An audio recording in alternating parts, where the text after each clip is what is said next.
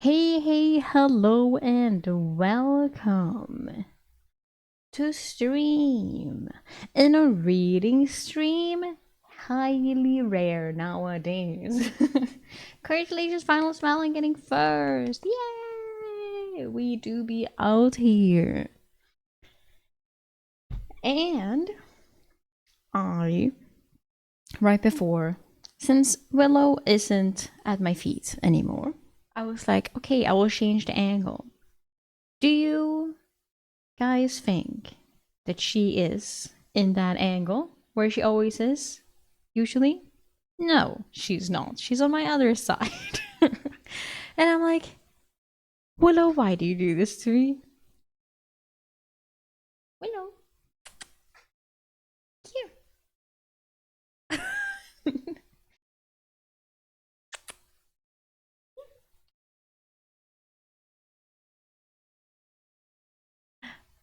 Willow, here. Your baby's here.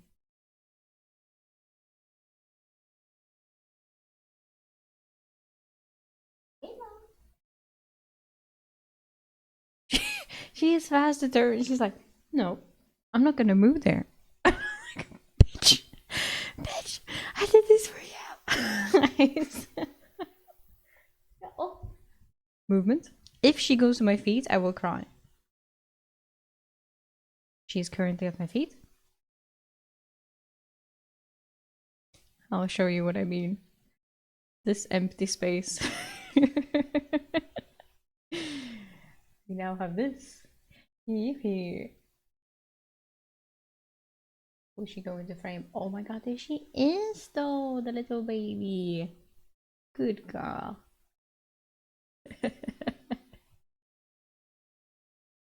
Yeah, that's where you usually sleep now. Oh, that's a cute little angle, isn't it? Aww.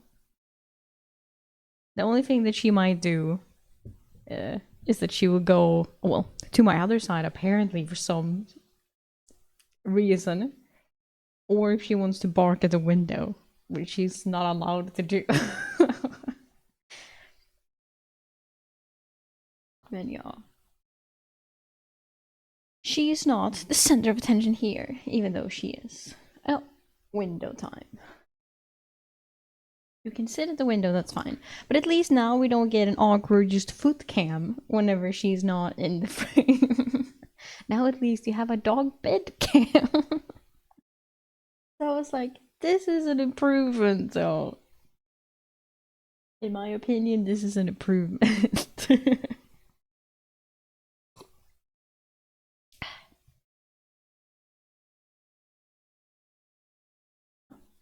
Looking at the window. What to do? What to do? What to do? What to do? Okay. But I forgot to open Paint so I can write down my notes.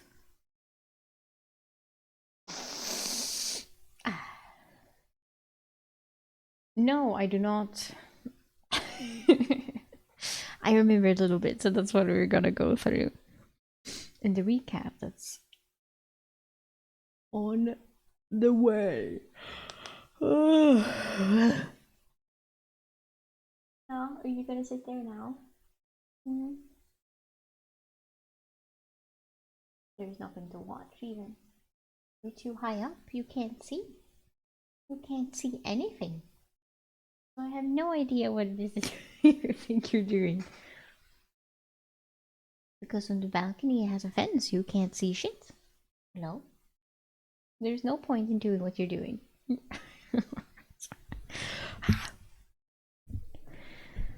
I'm tried to. I had a play session with her before we started, and also a mental session. I'm trying to teach her to play dead. So when I say bang, she will lay on her side. She's understanding slowly. It's not the easiest trick to learn, so it takes some time. But she's very good. I'm very proud of her. She's very good. Very good dog in general. Even though she barks at nothing outside. Sometimes. Not fun, but what can we do? Okay. Yeah. Yeah, there we go.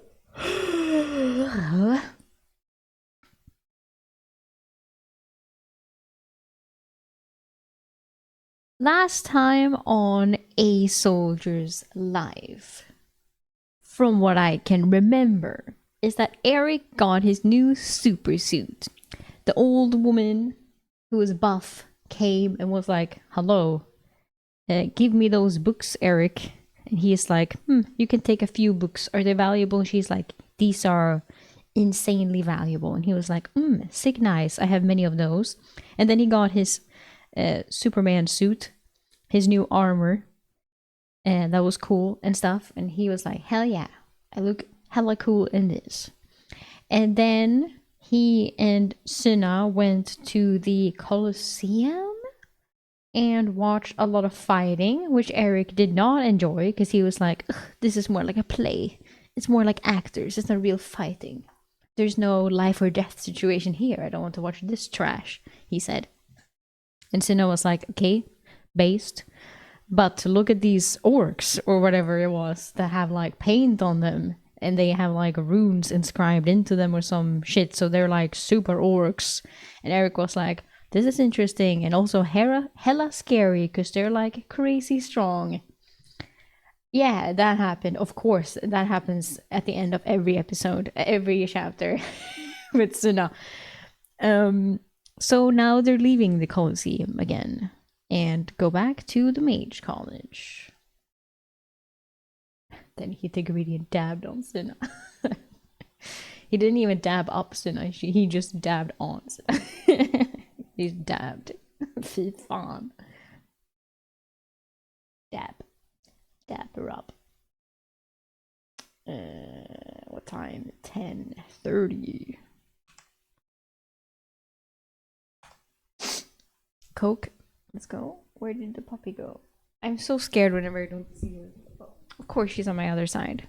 Maybe she's camera shy. I think she's camera shy now. It's the same when I take up my phone. She's like, no, I'm not gonna do the cute thing I was doing. Yeah. Women.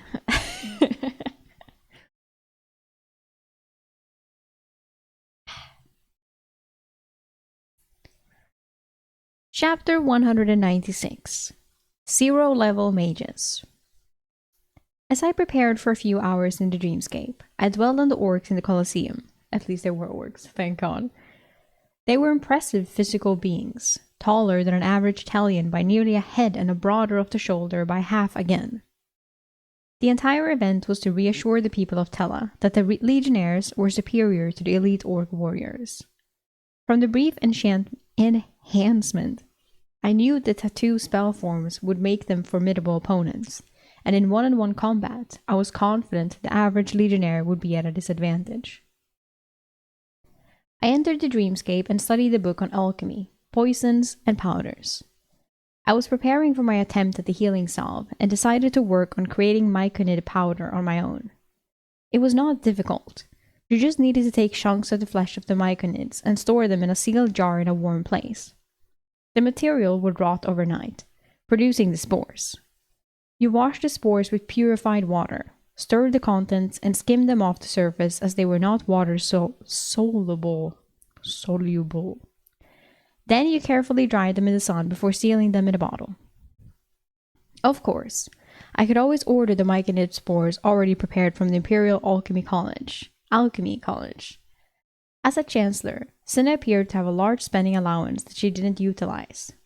Still, I thought it best to practice purifying the spores myself. The text noted that there was also a few different species of the fungal men, and the spores had slightly varying properties. After finishing my evening study, I created the most fearsome orc from the Colosseum. He stood around 6'3", about 2 inches taller than me. His ripped torso heaved with deep breaths as his dark brown intelligent eyes studied me. I could see Constantine in the corner of my eye, itching to try his mettle against this new opponent. I equipped the orc with the same broadsword and wooden shield from the arena before we started. His strikes were heavy but telegraphed.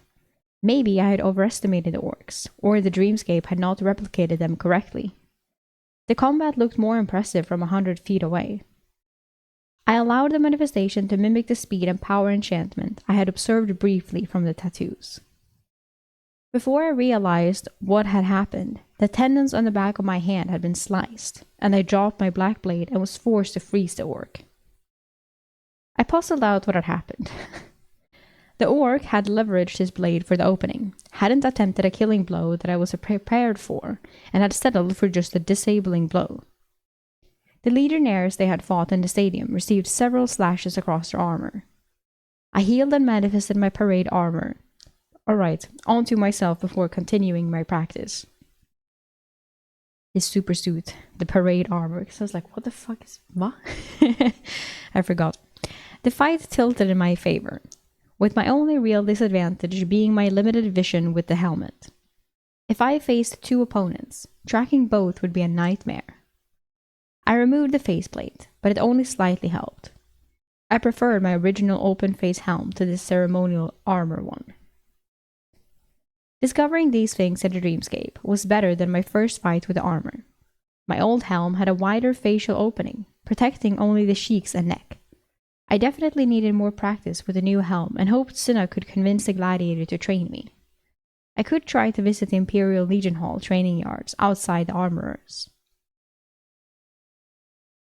I spent hours with the orc, refining his skill, speed, and power with just a thought. I even let the orc get accustomed to my air shield for a few rounds, removing the surprise advantage I had gained from it. The question was how accurately the orc's abilities were recreated based on my observations. I had created him from observing 4 orcs fighting for their lives. But perhaps the broadsword was not their favorite weapon. Or maybe they hadn't gone all out or were young and inexperienced. No, they were veterans, as they had a multitude of scars on their bodies. This orc was also larger and more dangerous than the orc slavers Maviet had created in the dreamscape who killed his sister. I exited the greenscape.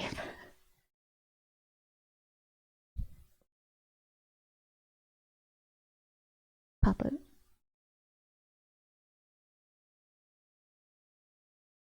Behind my chair, of course, away from the cameras.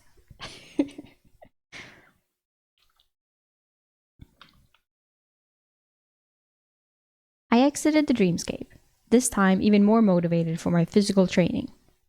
I consumed a major earth essence and a major essence of constitution. The earth essences were still not agreeing with me, but I was motivated to consume all of them and finish imprinting the new spell form.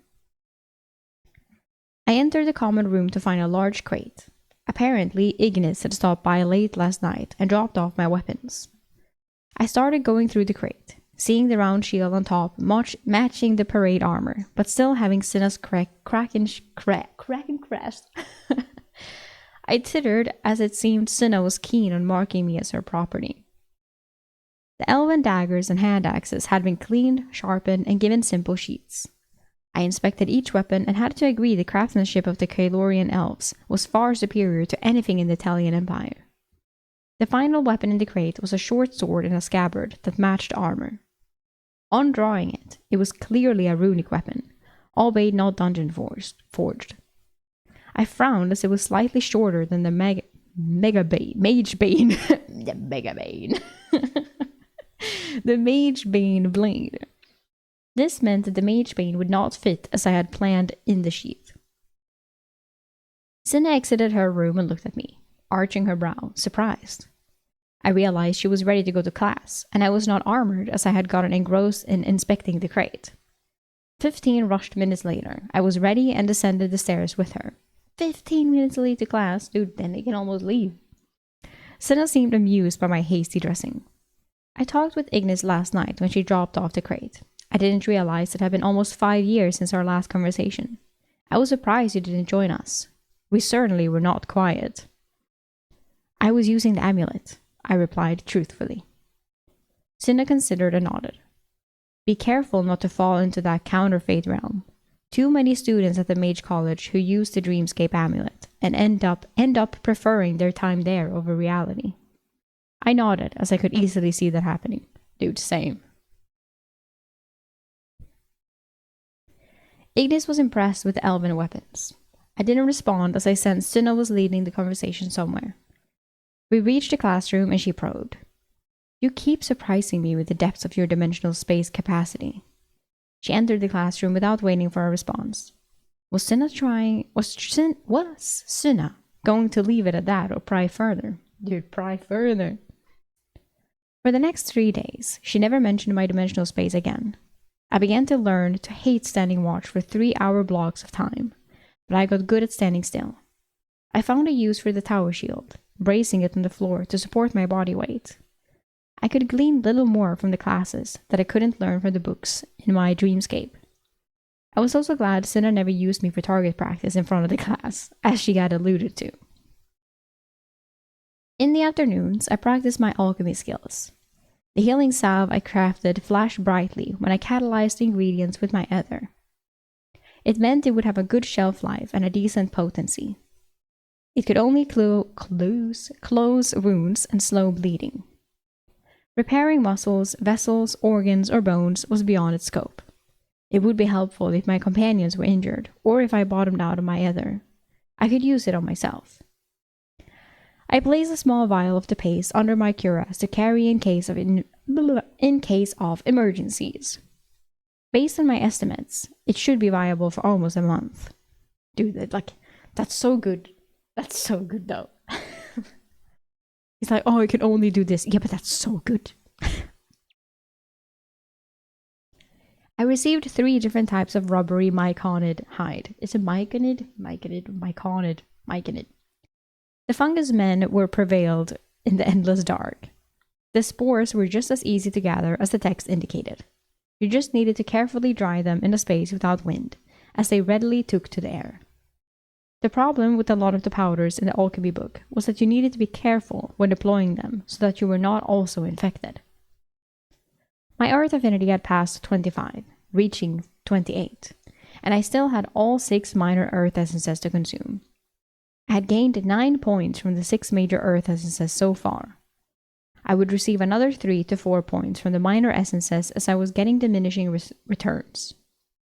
I knew that eventually, only apex earth essences would elevate my affinity. I had also consumed my last major constitution essence, a major strength essence, and 3 minor coordination essences. The rapid consumption of so many essences was wearing on my strained ether channels. I didn't think I could continue at this pace for long, even though my body was successfully metabolizing them. I was feeling exhausted. Maybe I just needed to focus on the lesser essences for a time. Also, my stockpile was not infinite and was rapidly dwindling. As the combat field trip drew closer, the mage aspirants, Flora and Livia, became increasingly anxious each evening. Their nerves affected their appetites, which had started to diminish. After finishing their cleaning, I cooked dinner with Cinna's... What? I cooked dinner while Cinna spent time in the common room mentoring Rena, Livia, and Flora with their magic. Cinna had mentioned to me in private that Flora was the only one of the 2 mage aspirants who had a chance of creating a proper spell form. Although Livia had a strong ether shaping attribute, she lacked the manual dexterity in her hands to trace a spell form in the air rapidly. You could trace it without using your hands, but that took a lot more skill. The morning finally arrived when the mage aspirants would be transported to the western villages to hunt minor nuisances. Thankfully, I was permitted to wear my old legionnaire armor along with the helm. As I reported, 19 Imperial Legionnaires in their shiny armor stood in the stable yards. They gave me disdainful looks for my lesser armor, but no one spoke up. I carried the smaller round shield adorned with Cinna's crest, which is probably why they bit their tongues. Yeah. A stout legionnaire approached me. Cinna's sentinel. He didn't wait for me to reply and asked, "Can you ride?" "Yes, legionnaire," I replied respectfully. "Gather a horse from the stable hands. We ride to meet the carriages in an hour." He turned and left me to organize the others who had been assigned to this duty. Willow. We do not growl at the street. Willow. Willow. Willow. Good girl. Yeah. Oh. You're good girl. You're good. Good girl. Perfect. That's how we bathe. Good girl. Perfect. At least she listens, even if it's a okay, bye. Yeah. She stopped at least. That's all that matters.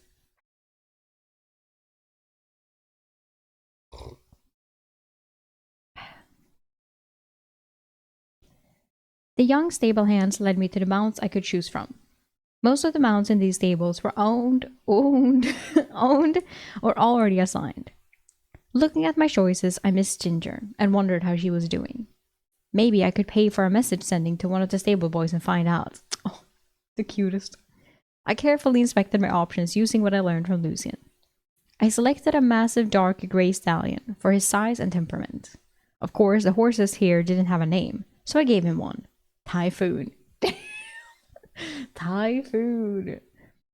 I quickly realized why Typhoon had been available. He was easily distracted by everything. Other horses, grass, talking, animals.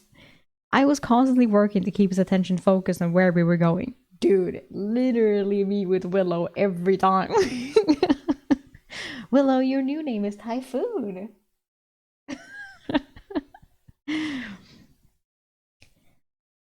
I was given orders to ride at the rear of the procession when we reached 5 covered wagons. Cinna was riding next to the teamster in the first wagon. Each covered wagon had 6 mage aspirants, a teamster for the horses, and 1 mage instructor from the college. I guessed each group would have 1 mage and 4 legionnaires to guard the young mage aspirants during their hunt. The mages were expected to fight only with their spell forms, as none could cast true spells. This whole experience reminded me of when our training legion was sent to hunt the brown goblins. Well, no, if you don't stop, I have to put something up in front of the window. And you don't want that. I want you to be able to look out, but you cannot growl and bark at random shit. You're not the guardian of this apartment building, even though you think so. This is not your guard tower that I've assigned you to. The carts rolled evenly on the paved roads as we left the capital. After 5 hours, we turned off the primary road, and the roads began to get rougher and were just packed earth. The wagons began to bounce some, but had some springs connecting the axles to cushion the trip. I was certain many of the pampered mage aspirants were unfamiliar with this rough travel by the unhappy looks on their faces. Flora and Livia were up in the first wagon with Chancellor Cinna. Other than a passing smile from the two when their wagon passed, I did not see them again until we pulled into a sprawling village about 25 miles from the capital. The mood in the village was somber as the locals watched us arrive.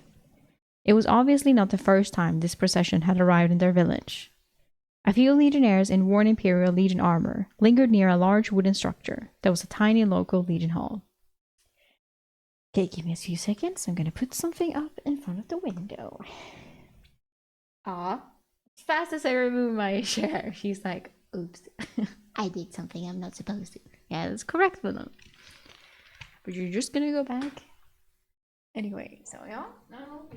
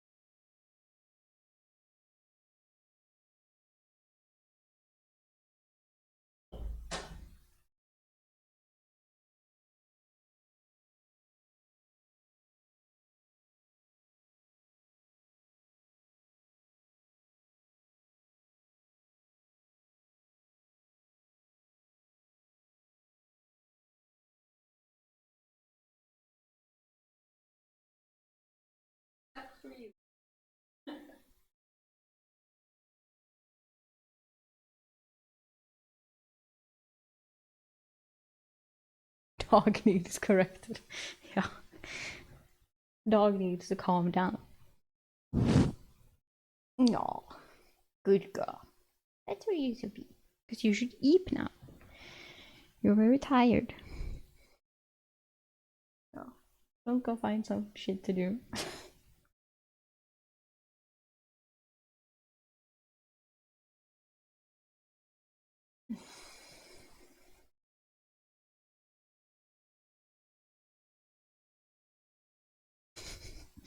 She went to the window now and is like, what the fuck is this shit? Oh, she found a tiny spot. Oh my god, okay, well, then I have to fix it. Oh. I knew you have to do like this. I knew you do this.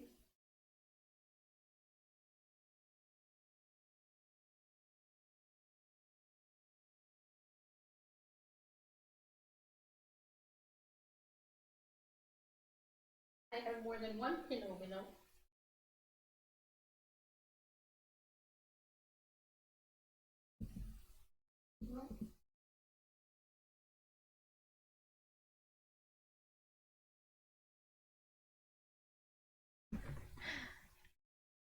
She is sitting very prettily. It's like, I've never done anything wrong in my life.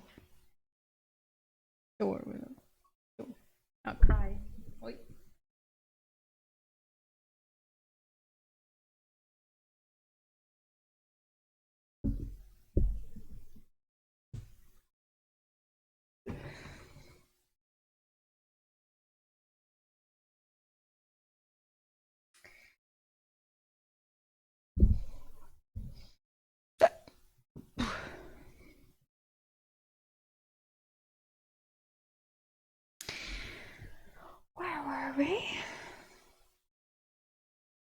window is gone.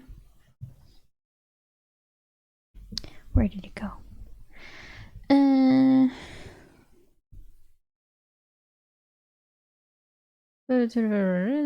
Oh, I read all this. Okay, good.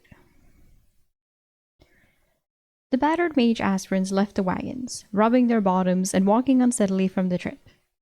Cinna scanned the group of 31 young mages, the other instructors standing behind her. The legionnaires and I remained mounted in a large circle around them. Cinna addressed the mage aspirants. Welcome to the village of Crestview. Oh, perfect. It's a name I can say.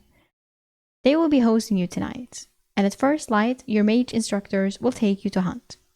Each instructor was selected for their spells to locate targets for you. Each of your groups has at least one mage aspirant with a healing spell form, and 2 with offensive spell forms. So many healers. The young mages looked at the others who had been traveling in their wagons, realization forming on their faces. Cinna continued. The others in your group have utility spells. Your job is to work together and bring down the local predators harassing the outlying farms.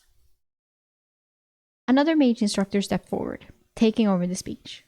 I could tell this graying man inspired the same level of fear that Cinna did. You are going to be constantly evaluated from sunrise to sunset tomorrow. Those of you who show promise will be given additional instruction on how to cast true spells. For others, his tone became ominous. This may mark the end of your time at the Mage College. Ooh.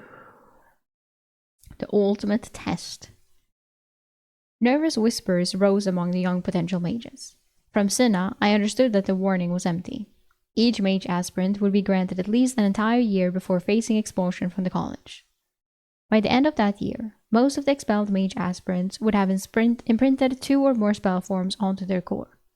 They would then either transition to another of the imperial colleges or enter service to the Empire.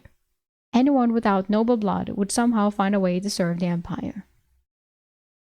The instructors shuffled the mages into a large inn that was out of place for such a small town. I followed the mounted legionnaires to the stables behind the Legion Hall. I rubbed down my horse while the others left their mounts in the care of the stable boys. Typhoon had been easily distracted the entire ride, and I got snickers from the other 3 men who rode with me at the back. Still, earning the trust of your mount could be the difference between life and death. After rubbing down the grey, I fed him a large dungeon apple. Oh. Shh! What the fuck are you on about? Willow.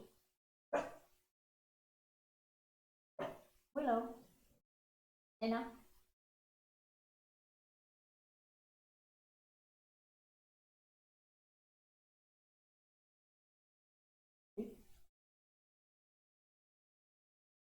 Oh my god. I don't know what she's hearing. There is no one here. Everyone is quiet in the building. She obviously hears something that I don't. Ghosts. Oh my god. Heart attack over.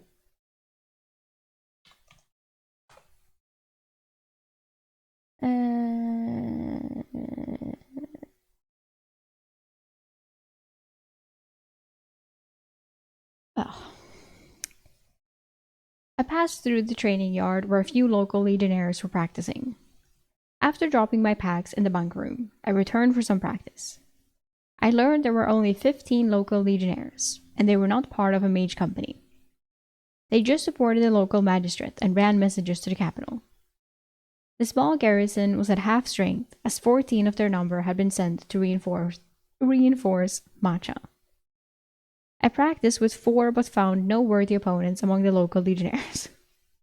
Maybe my combat skills were advancing as well. I skipped the meal in the common room and returned to the bunk room. I was a bit sour when I noticed my saddlebags had been moved and most likely searched. I only had the standard Legion travel gear in them, but still, I wondered who among these men was spying on me. All of them. Hello, Diamond Cat. Your dog. She's crazy. She's seeing ghosts. Yeah. It is a ghost hunter. Oh,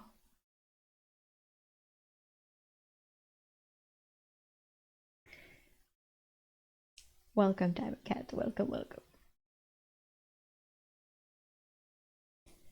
I ended up not staying in the bunk room and instead spent paying for an evening in the inn's common room. All the rooms were packed with the mages, but a large cell were to the owner, and I was allowed to sleep in a tiny cook's room that was currently unoccupied. Only needing a few hours of rest meant I was wide awake shortly after midnight. I sat in the firelit common room reading my beginner alchemy books to rest of the night. The rest of the night.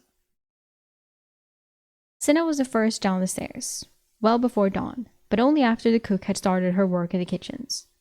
The smells of baking bread and frying meat drifted from the back room as she worked, humming to herself. Cinna looked mildly surprised seeing me. Mage Judas set awards. There is no need to guard the inn. Some legionnaires went through my travel packs, I said, closing the book, irritated. Cinna's eyes widened in mild surprise. Interesting. Anything missing? No, I said, making the book vanish. Cinna sat across from me. The cook rushed out on an early meal for her. I wouldn't worry about it. She dismissed my sour expression. I am certain anything of interest you have is secured. She attacked the greasy sausage and hard-boiled eggs. Nom nom nom. I waited until she finished her meal as the other mage instructors arrived for breakfast. Clearly, they intended to wait for the young, aspiring mages and then scold them for being slow. What's the plan for today? Cinna was sipping some fruity wine whose sweetness I could smell across the table. My fellows scouted the surrounding farms last night. The only real danger was a large bear and its cubs, which moved south. My group will be hunting a large fox about 5 miles south. It has taken down a few sheep in the last few weeks and is preparing to give birth. As expected, the instructors berated the slow-arriving mage aspirants as they arrived. Should I saddle Typhoon? I asked Cinna, who was carefully observing the interactions. No, you will be on foot with us. I would have been like, who the fuck is Typhoon? You can trust the other 3 legionnaires with us. There is no need for paranoia. This will be a simple walk in the woods, Cinna said, standing as she gathered her small flock of young mages, including Flora and Livia. An hour later, I was walking next to Cinna at the rear of our group. She had talked to each of the other legionnaires in our group. She calmly informed me. The legionnaire who served your pack is a cousin of first citizen Justin Cicero. Oh, I would not have him disciplined, but I am surprised at his boldness. I grumbled as it looked like I was not free of the first citizens. The mage aspirants at the front hunted small game as we proceeded, restraining squirrels with wind magic and killing birds with sprays of ice needles. Oh my god. It seemed a lot of needless death as the animals were not even harvested. I was like, what is the point of this? Killing critters. Cinna explained. They are trying to match the kill count of the other groups. The group sent to the grain stores will have the opportunity to kill dozens of rats. There is some prestige to killing the most creatures. Wow. We reached the fox den, and Cinna confirmed it was inside, allowing the mage aspirants to plan the attack. Of the 6 mages they had, 1 could thicken the air to slow down a target. 1 mage could see in the dark. Another mage could pull water from the air to form small ice needles, but the velocity was not impressive. Flora could grow entangling vines, and Livia could heal injuries. 1 mage could jump over 10 feet in the air, and another could stun on touch. Oy. Stun on touch is crazy. The ice mage seemed to take the lead and had the others prepare a trap for the poor fox. Flora grew vines in front of the den, and the jumping mage was going to serve as bait to lure it out. Watching their efforts when the fox did not cooperate and leave its den was a little comical. None of the 6 were brave enough to enter the den, with Cinna frowning and us legionnaires watching at the edge of the clearing. The stunning mage was eventually goaded to enter the den. This caused Cinna to go on alert and step forward, ready to rescue the mage if required. As he took tiny steps toward the entrance, the fox had had enough. It barreled out of the den, its jaws closing on the poor man's head. Now, I would admit the fox was not small, easily larger than the mage and over 100 pounds. It barreled into him, latching onto the mage's shoulder and neck with his long maw. In his panic, the mage forgot to stun the fox, and his companions tried to save him with a storm of icy needles, but they had little effect as the air mage had thickened the air around the fox to slow it, and that affected the ice needles as well. The ice needles harmlessly pelted the large fox, who was pinning the mage to the ground. This is the shittiest. Seeing it was surrounded, the fox released its grasp and bounded into the woods, its belly obviously swollen with the litter. Oh. The vines Flora had laid out only momentarily slowed the creature, snapping due to the fog's superior strength. A lance of fire from Cinna struck the fox, burning a hole in its side and throwing it into a tree with a loud crunching thud. Livia was already huddled over the injured mage, trying to heal the bite punctures. Cinna was frowning as she approached the group. That was a poor showing. You didn't communicate and panicked when the fox showed itself. I am disappointed. I am also disappointed. She turned away from the mages. None of these mages were sons or daughters of the nobility. They were all common born, like Flora and Livia. Cinna had been in the same position decades ago, and she expected more from them. I thought the fault was their instructors and not the young mages. True. The walk back to town was in silence. The mages were fed and got to hear of the success of the other groups as they slowly returned. One group killed 2 wolves, another had slain 17 giant rats and 24 small rats. The third group managed to track the 2 green goblins down, but needed the legionnaires to chase them down in the woods. The last group located and killed a giant mole eating the roots of the trees in the orchard. Our group only had killed 3 harmless squirrels and a few birds minding their own business. Fucking crazy. We stayed another night in the town. I slept in the spare cook's room again, and in the morning, our procession returned to the capital. All the young mages had been bloodied, if you looked at it, and Cinna now had a clear idea of which among them could become potential war mages. When I traveled to hunt gnolls with Renna and the true mages next week, I expected the danger level to be much higher. I assume so. I mean, depends on the mages, I guess, apparently. Chapter 197. Primus. As I returned to the capital, I brought Typhoon back to the stables. I gave him a dungeon apple as a thank you for his service, but didn't rub him down, leaving that to the stable boys. If I had a choice for a steed in the future, I would choose a different horse. The dark grey horse was large and strong, but had a child's attention span, which made me miss Ginger, my previous companion, even more. Diamond Cat is back. Your dog has quite the personality, is what I'm sure I was saying before. She does, dude. She's a special little creature. She has a lot of personality. Even more if you want to see on Instagram where I post Willow only now. But she's so cute. She does so many things.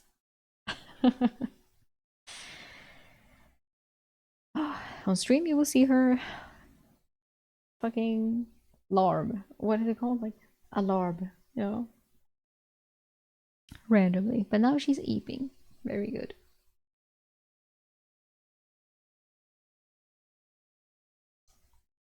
One of the legionnaires I traveled with fell in step with me on the way back to the mage college. I was surprised, as no one had talked to me during the entire trip. In fact, they had gone out of their way to ignore me.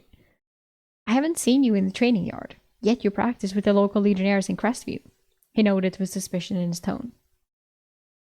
The legionnaire was not the only one who had served my pack, but I sensed an ulterior motive. I was not the one. Okay. I tempered my response as I had wanted to watch the swordsmen of the Imperial Legion practice. Chancellor Cinna has no maids or servants, so I am kept busy, I replied, mimicking annoyance. The legionnaire scoffed as if cleaning and cooking duties were beneath a legionnaire. If you want to test yourself against the best swordsmen in the Legion, come to the Imperial Legion Hall at first light. Dude, side quest. The best of us practiced for 2 hours before heading to our posts. With the invitation given, he peeled off from my side and headed toward the gates to the Imperial grounds. I considered the offer and assumed they must have watched me practice in Crestview and were impressed by my skill. Or, more likely, it was a trap, and they wanted to lure me there for other reasons. Yeah, they're gonna fucking 5 against 1. Probably an attempt to embarrass me. Almost all of the Imperial Legionnaires, to my knowledge, were volunteers. Most of them were like Brutus, related to aristocracy, or their family was in service to one. As I climbed the steps, I started to think of the Imperial Legionnaires in a similar light to the knights of medieval Europe, the privileged children of the upper class. The conscripted legionnaires, like myself, were culled from the army due to their size and physical attributes and sent to die on the front lines, but also to maintain the mystique of the legion. Maybe I was too cynical. Cinna was in the common room reading, her hair wet from a bath. She looked up at me, closing her book, and asked, "How do you think your two favorites did in the hunt?" I considered my reply. They were not adequately prepared. They had no survival training, wilderness skills, combat experience, or time to work together with their team. None of them even carried a single weapon as a backup if their magic failed. Cinna frowned at my appraisal. They will be trained in such things if they are enrolled at the War College. The other groups of mage aspirants outperformed their group, but also, as you noted, had some experience. I finished evaluating what I witnessed in the support of the two mage aspirants. Livia did immediately heal the injured mage, even with the danger of the giant fox nearby, and Flora was limited in what her plant growth spell form could do. Either way, I don't see either entering the War College without offensive spells. Cinna spoke heavily. As I told you, Livia is destined to be part of an expedition for Antonia. She needs to practice her healing spell forms and imprint Purify Water on her ether core. Immediately interested and in a protective tone, I inquired, "So you know what the mission is?" She nodded reluctantly. "I learned before the game started in Antonia's box. You can't tell her or spread this information." She waited for me to nod, as I guessed there was some duplicity to this expedition. "It is a diplomatic mission to the kingdom of Gesed Muria. The Empire needs allies, and Antonia plans to re-establish relations with the king." The parade of important-looking people who spoke with Cinna at the games now made sense. I recalled from the maps in my dreamscape that the Gesed Muria kingdom was directly east of the kingdom of Bardaradia. If they joined us, then half the continent would be involved in the war for the ancient buried ruins. How likely are they to succeed? Cinna shrugged. After the First Legion secured the Italian Empire millennia ago, many of the Legion left to find their own glory. One married into the royal family in Gesed Muria. It has been over 500 years since either nation sent ambassadors, and I am not aware of why relations degraded back then. I am sure Antonia knows and has a plan. I scoffed as I assumed that plan had to do with her plot against the Emperor. I thought about asking to go on the expedition, but they had other plans for me. I could still help prepare for her for the worst. Can I teach Livia how to defend herself? I was thinking about giving her a pair of the elven daggers Ignis had cleaned and sharpened, and teaching her how to use them. Cinna cocked her head in thought. "You can teach all three in the evenings if I am unavailable to mentor them in spellcraft." I thought using the word mentor might be too strong a term. Cinna did guide the three better than she did the students in her classes, but it was still closer to a trial by fire, with Cinna showing impatience and expecting the young woman to understand and demonstrate. I asked Cinna for permission to train with the Imperial Legion. I didn't want to attend if she objected. I was invited to train at the Imperial Legion Hall in the mornings. Cinna frowned, extreme unhappiness on her face.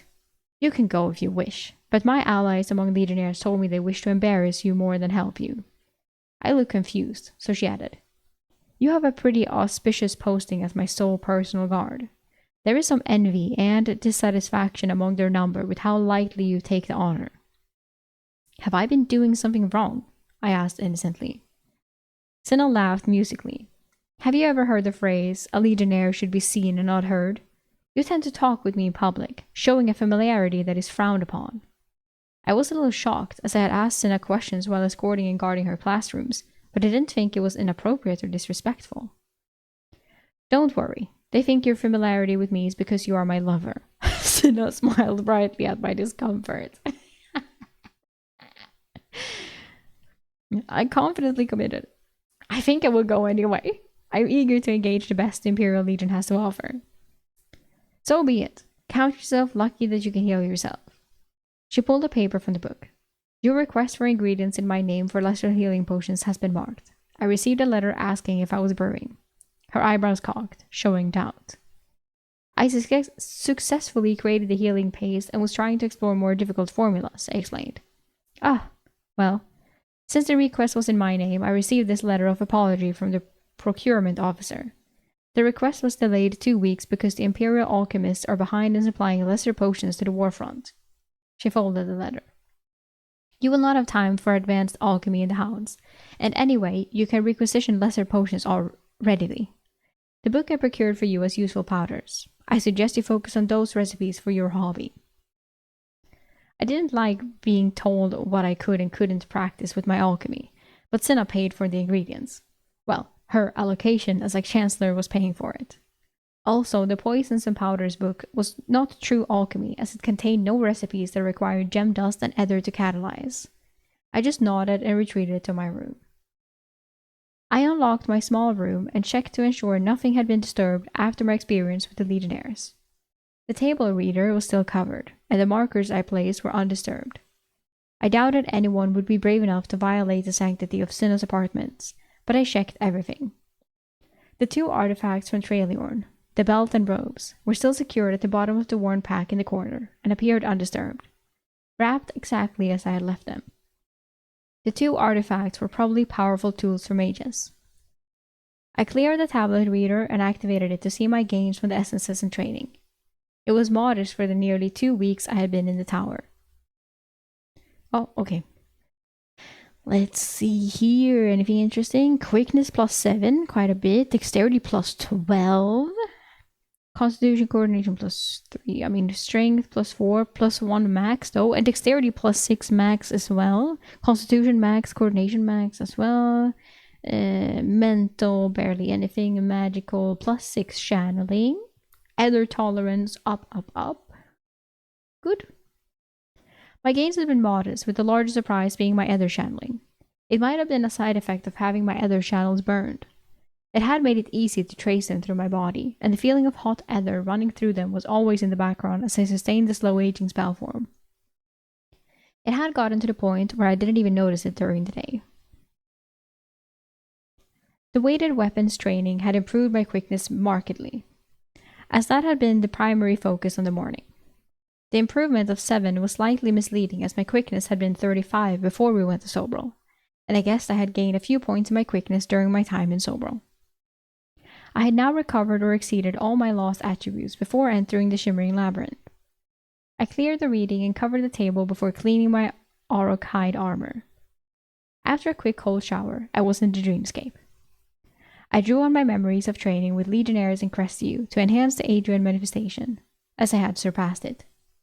Then I focused on practicing against Adrian, the elite orc from the Colosseum, and Constantine. I built confidence in confronting the orc warrior and created his twin. I suppose I was a glutton for punishment, as I was repeatedly killed in the dreamscape when facing 2 orcs at once. I couldn't tell from Constantine's feedback whether he was cheering for me or for the orcs. Disgustedly, I spent the last hour studying the Earth Affinity spell form. I was starting to see flashes of the spell forms in my vision during the day. From my experience, this told me I was getting closer. I was suited a few hours before sunrise. I wore the Auroch hide armor with the black blade on my hip. Getting through the gates into the Imperial grounds took work, even though I told them I was headed to the training yard and armorer. I hope to get Ignis to adjust this armor after I practice Imperial Legion. I was sent with a pair of escorts, and when we arrived at the training yard behind the Legion Hall, more than 24 men were preparing in the grey pre-dawn. The Legionnaires who invited me yesterday approached. It is fine. Salos and Makil. He was invited. My 2 escorts left me in the care of the familiar Legionnaire. He focused on me, not hiding his aversion to my armor. We don't train in armor. The practice weapons are there, and shields there. He indicated a shed. Maybe it was Cinna's warning, but I detected some anticipation in his voice, and not the good kind. He never even offered his name before moving off. I selected a blunt blade to match the black blade in length and weighted a battered in length and weight and a battered shield. There we go.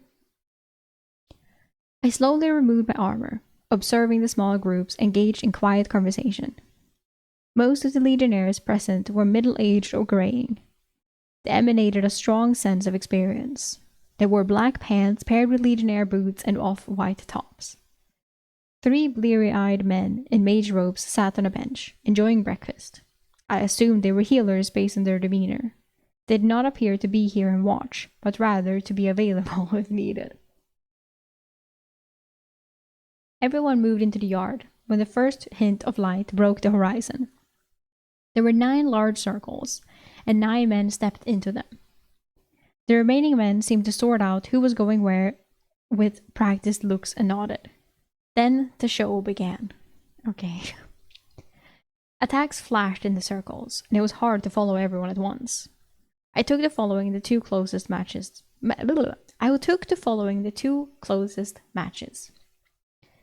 A man with a well-trimmed grey beard was easily handling a younger legionnaire. The younger opponent got frustrated and overextended. The older man parried the blade and snapped his heel into the knee of the other. A loud pop and brief scream as his leg bent in the wrong direction ended the match. One of the mages put down his steaming drink and walked calmly to heal the man. Another one. The grey-haired man chastised his defeated opponent. Lars, you are still too slow. You wave your sword around like you cock in a weird Wait, sorry. You are still too slow. You wave your sword around like you're cock in a whorehouse. Okay. Damn, the man must be channeling Constantine. The younger legionnaire had been skilled. Probably a good match for me. As he left the circle, another man entered, and the schooling began again. After 15 minutes of watching, the legionnaire who invited me approached. He had been defeated 3 times and received healing once. Are you going to watch all morning? I didn't actually need to fight to get any benefit from this, but I replied, just trying to figure things out. He sighed, annoyed at my reluctance. The 9 circles are the rankings, going this way. He pointed and counted at each one. To start the morning, the men who have earned a circle occupy it and then receive challengers. Sometimes a man might challenge up, but usually they receive challenges. You get hurt enough and the mages will heal you. One of the men who had started in a circle left to rest. Come on, we can take the open ring. He marched confidently without waiting to see if I would follow. I did, and soon stood across from him. Usually, when I practiced with Constantine, we went through simple strikes and blocks before testing each other. This legionnaire launched right into a combination tailored for a killing blow to the head. I think he was surprised when I ducked and scored a light strike on his shin as I moved to his exposed side. A holler came from someone getting treated by a healer. Damn it, Junius. The pretty boy got you good. At least I knew my opponent's name now. Junius's face twisted in anger, which I knew fairly well. With a slight limp, he pressed into me in a flurry of strikes. I remained on the defensive, letting him wear himself down. He was breathing heavily from his swings, and I noticed more than a few legionnaires' eyes on us as Junius was not holding back. When I felt his blows get weaker on my shield, I made my move. I deflected his blade with my shield and then bashed my shield into his face, breaking his nose, followed by a sword strike to his knee. His knee buckled, and I backed away as he went to the ground. I wasn't sure if I had gone too hard by all the incensed looks I was getting. We had healing mages, and the damage I had done to Junius was nothing beyond what others had done this morning. Yes, his broken nose was flowing freely, but at worst, he would have a minor concussion. Not all the faces were sour, though. An old man addressed the disoriented Junius. I think you need more practice before joining us again. You are prohibited from joining us for a week. The old man turned, looking among the men, and pointed his blade at the man. Gavin, you can teach the Chancellor's sentinels some swordsplay. The graying man stepped back, and I assumed he was going to watch. Damn, so Junius was just kicked out of the fucking club? Damn. Dude, you're banned for a week because you got your nose broken. Holy. Gavin was tall for Italian, almost 6 feet, and was younger than most others, probably in his late 20s. He had the same confidence as Junius as he stepped into my circle. He also didn't wait to start as he attacked. He was much too fast for someone his size, and I had to retreat and still took a bruising strike on my thigh when I deflected his blade. Normally, my leather skirt would have protected me. I used this to my advantage, healing the injury but maintaining my limb to draw him in. I got my chance a few exchanges later, clipping his elbow, which caused him to loosen his grip on his sword. My shield opened his guard, and I stabbed his chest before retreating. Without armor, a killing blow, the old man announced flatly. His eyes showed he was not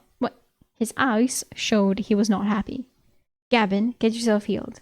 I will test the boy myself. Also, Gavin gets to stay in the club. Junius was probably an ass. They were like, oh, might as well get him away from a week. Gavin is cool though, so he can stay. I thought it best to introduce myself as this man seemed to be the one in charge. My name is actually Eric. He grunted, sucked his teeth, and spat, clearing his mouth. And, I think, a little bit of an insult. Primus Legatus Legonis Scorpio. Okay. Shit. Primus. Like the Primus in charge of the entire Legion of the Lion. Oh, you bro. Then I couldn't help myself and said something stupid. Should I let you win then? Oh, Eric, no. I admit, it was not my smartest move, but I felt my treatment to date deserved a rebuke. If I lost, I could always claim I let him win. It was not the best logic, but it was too late now. His brown eyes flashed in the morning sun with amusement and anticipation. He was ready to have a good time at my expense. I circled back as he worked toward me. He was strong for an old man, and then I remembered that essences could fortify your attributes, so even though he may look 50, he was probably residing in the body of a 20-year-old. Oi. Okay, yeah. I was like, what? I thought the opposite way, that he's actually 20 and looks 50 because he took essences, and I was like, what? Like, oh, if you take too many drugs, you will look old. But it's the other way around. The first thing I learned if he was faster than me, by a wide margin.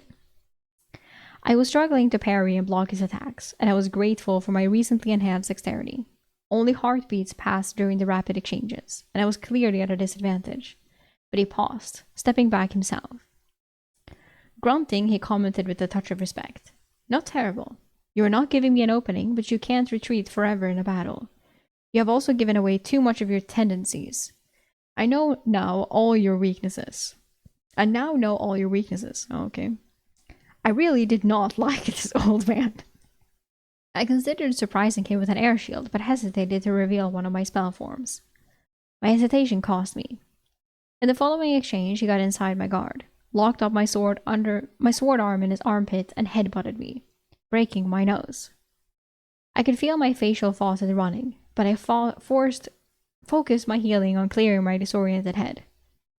After he released my arm, I stepped back and was ready to go again, but he left the circle, which meant he claimed victory.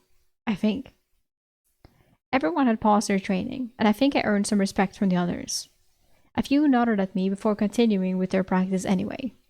I had bested 2 of them and lasted almost a whole minute against their leader, the Primus. I ambled over and sat down on a granite bench and let my nose drain freely. I waved off the mage coming to heal me as an excuse to watch the rest of the morning. Junius and Gavin were not among the top 9 as neither had started in circles at sunrise. Still, both were good fighters. When the armor smiths started to arrive for the day, I stood and followed Ignis in, carrying my Auroch hide armor. I was hoping you could make adjustments. I never finished. She rebuked me. I don't work with resin hide armor, Legionnaire. Go to the Eastern Legion Hall. They can help you there. I didn't want to tell her I couldn't wander the city alone, so I decided to convince her to help. I produced another book from the library.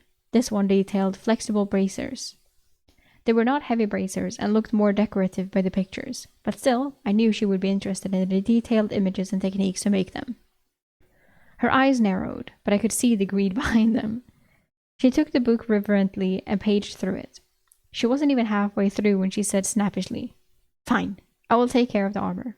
I still have the notes from the ceremonial set I made you. You can leave." She waved me off while studying the images in the book. I strapped on my sword and walked back to my tower with Junius as my escort to the gate. I thought he would be upset about being banned for 2 weeks. Instead, he was talkative. "You impressed my father." Oh, shit. He said you could join the morning practice again. He held out a red token. Present this to enter the Imperial grounds, but do not approach the palace. For the next 10 minutes, I had to deflect question after question about who had trained me, what my preferred weapon was, what I was thinking during our fight, whether he telegraphed anything during the match, and other things I didn't care to answer. It was clear he had invited me in hopes of embarrassing me and gaining some recognition among the others, particularly his father. Now he was trying to get me to train with him. That was not going to happen. I was done with the Imperial Legionnaires. I was happy to lose him on entering the Mage College grounds. My bloodied underclothes got a lot of stares as I made my way back to Cinna's apartments. After cleaning up, I spent the rest of the morning in the alchemy lab. Rena, Flora, and Livia arrived an hour after the lunch bell. They were all clearly excited about something, unable to contain their smiles. Rena spoke for the group. Chancellor Cinna said you would teach us to fight today. Yay! That's what you signed up for, Eric. Chapter 198. Fighting Lessons. I had the elven daggers and axes spread across the dining room table. These are the weapons I will train you in. The dagger is for defense, and the hand axe is both a tool and a weapon. I considered the daggers and gave Flora the smallest, more of a skinning knife than a fighting weapon. The blade was just 4 inches, curved and easily concealed. Her arms were twig-like, and she lacked any real strength that I could discern when I had watched her clean. This blade is for you due to your size. Careful with it. It is sharp. She frowned at me and pulled it from the sheath, inspecting it. She handled it with experienced care, testing the edge, and I realized I was an idiot for thinking these women were unfamiliar with knives. They were a tool every person was familiar with. For Rena, I selected a modest double-edged dagger. The blade matched the length of her hand, about 7 inches. Rena also quickly inspected the admired the craftsmanship. Livia reached for the largest elven dagger, nearly a foot long, and the small woman could probably use it as a short sword. I softly grabbed her wrist. No. I want you all to have weapons that you can easily conceal under your robes. She looked doubtfully at Rena's blade. I selected a blade slightly larger than the one I had selected for Flora, and she frowned upon taking it. Size doesn't matter. It's how you use it, I advised her. Now, like I said, the hand axes are tools for cutting firewood, clearing a campsite, and a backup weapon. They will be slow and heavy for you to use in combat. I let them select their own hand axes from the array on the table. I sent the remaining 9 daggers and 9 hand axes to my storage. They had seen me make things appear before, but making them disappear got gawking, amazed stares from Flora and Livia. For this evening, we will work on holding the daggers properly and practice some simple defensive stabs and slashes. I went into storage and pulled out an armor stand I had wrapped in old blankets to use as a training dummy. We spent the next half hour getting their grips right. The most common mistake they made was not keeping their index finger next to the guard. This meant their hands could slide on the grip when they stabbed the dummy. You may not think it is a big deal now, but when your hand is coated in blood, you will appreciate having established a firm grip on your weapon. As we moved into slashing and stabbing attacks on the dummy, I had to remind them every 5 minutes to attack with purpose. You are not cutting vegetables, you are attacking an enemy, I said heatedly. They lacked conviction, treating this as a fun game. I decided to switch the targets from the dummy to myself. They giggled as they made half-hearted efforts to stab me, which I easily blocked. I tried to be firmer with them, slapping their hands away harshly, but they still treated it as a game. I started to lose patience and thought about letting one of them stab me by mistake. I noticed Cinna in the doorway to our room, watching how slight amusement at my apparent futile efforts to get them to take this seriously. Cinna's face made me snap. I batted Rena's wrist aside. Her blade went flying, and in a quick step I was behind her. I pinned her arm behind her back and swept her feet. She crashed hard into the floor, and I landed on top of her. I did my best not to hurt her, bracing my knees on her sides. "Attack me now, Rena," I said forcibly, my hips immobilizing hers. Flora and Livia were stunned by my sudden change. Rena was trying to catch her breath as I pressed her into the ground. "You can't attack me because your weapon is 10 feet away, and I have you immobilized. I could do anything to you." "Oh, you okay? Oh, Eric, please." I even lost myself in the text. "Where am I? Attack me now, anything to you. And you can't fight back. I want to teach you so this never happens." A burning heat started to form between us. I crushed Rena's hand to her back, causing her fire spell to fizzle. Cinna clapped loudly from the doorway. "Impressive, Rena! Forming a spell with one hand. Not an effective spell and is much too slow, but it's a huge jump in your skill. But I suggest you three take these lessons extremely seriously. She eyed Flora and Livia. You two may never learn an offensive spell, and a blade may be the only thing between being captured, killed, or raped. And Rena, you may find yourself out of ether when you need it most. I stood and let Rena stand. She rubbed her arm. Sorry, I was distracted because the dog, so I don't want to say her name, so she gets alerted. But there is a pigeon outside screaming, like making fucking pigeon noises. And she was like, what the fuck was that?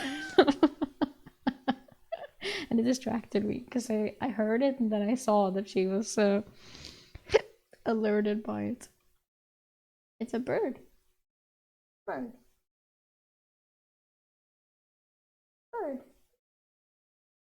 It does it again. I'm trying to teach her bird. She started to look up at the bird, which I think is very cute. Whenever they fly, and she's like, what the fuck? Because before she just looked straight or like to the sides.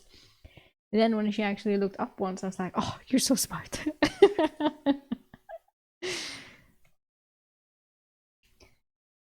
Okay.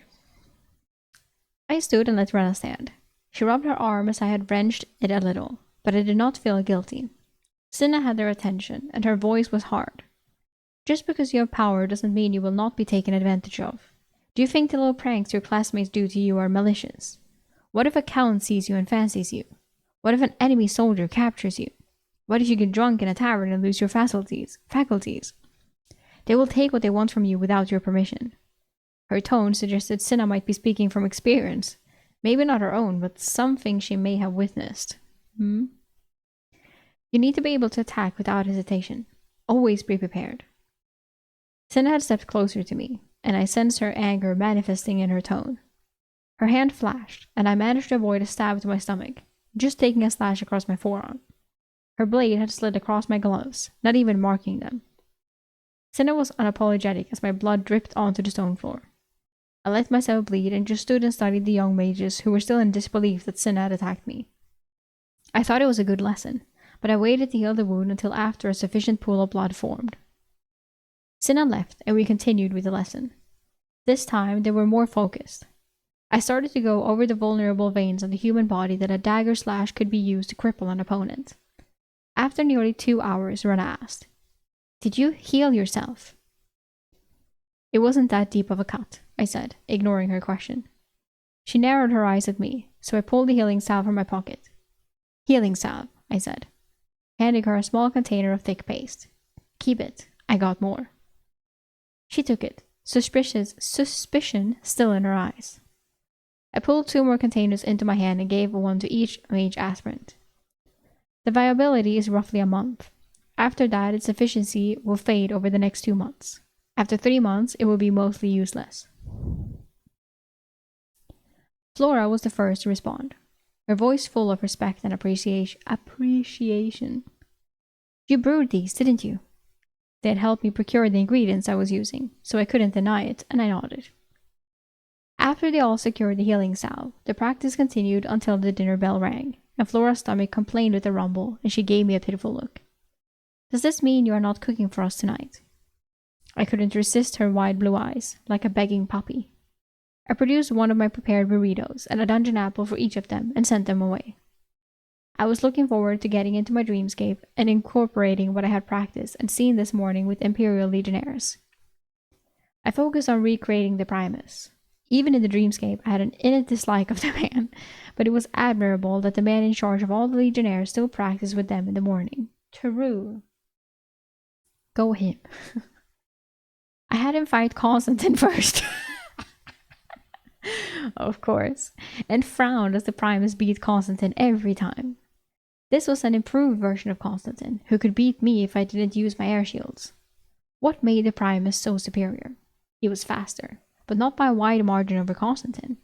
His shield work was superior, and he used it expertly as a distraction, defense, and offense tool. His footwork was good but superior. I tried something new and slowed the combat down to study it. Shit. He could instantly read his opponent's footwork, blade, shield, and muscles. No, there was more to it. The Primus was responding to his opponents before they even moved. It made no sense. No, it had to be magic. The prick was using a spell form. I was sure of it. Some future site might most likely, and my subconscious had solved it to incorporate it here. He knew what his opponent was going to do before they did. How do you counter that? Constantine fell for the 5th time, and I took his place. I took away the Primus's advantage. He was still a difficult opponent, but not impossible to beat. I added more of what I had seen this morning into my various constructs, improving them as I practiced and completely forgetting to study the Earth spell tonight. I was up before dawn and descending the tower. I paused at one of the libraries on the 1st floor. Only a single mage was inside, passed out at a desk, his face buried in a text as he drooled on the pages. Oh no, the pages!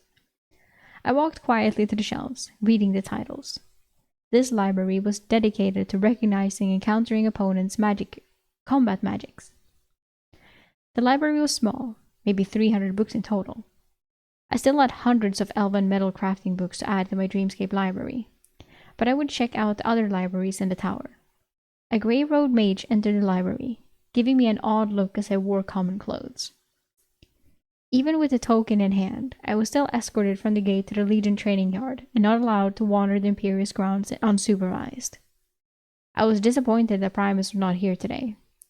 I wanted to test myself against him again. A Legionnaire saw my disappointment. He only comes when he can. The mage companies and legions are being shuffled across the Empire, so he is busy. As the Legionnaires filled the 9 sparring circles, they naturally... Didn't he say that he didn't want to come back here? As the Legionnaires filled the 9 sparring circles, they naturally moved themselves up in an orderly and unspoken fashion. I moved to the 9th circle, thinking to try my skill against the least skilled among them. 2 other Legionnaires had also moved to the 9th circle. The dirty blonde-haired Legionnaire in the circle looked the 3 of us over and gave me a very slight nod. I moved into the circle with the training weapon, and he held up his hand. We need to wait till the healing mages arrive. Mage Faustus is notoriously late. It was a good 10 minutes before 2 mages arrived, eating their breakfast unconcernedly as they walked. My opponent immediately tried to surprise me with an attack. He was fast and strong as I went on the defensive. Combat erupted around me as the other participants started their fights as well. I gave as good as I got, but soon realized my opponent was a superior swordsman. I prolonged the fight, and after a few bruising strikes, I conceded the match. He nodded in respect as I let one of the healing mages tend to me. I was slowly earning the respect of these men. As I watched the fights, one thing I did not like about this type of practice was that all your focus was on a single opponent. Many of the techniques and skills used would only work against one opponent.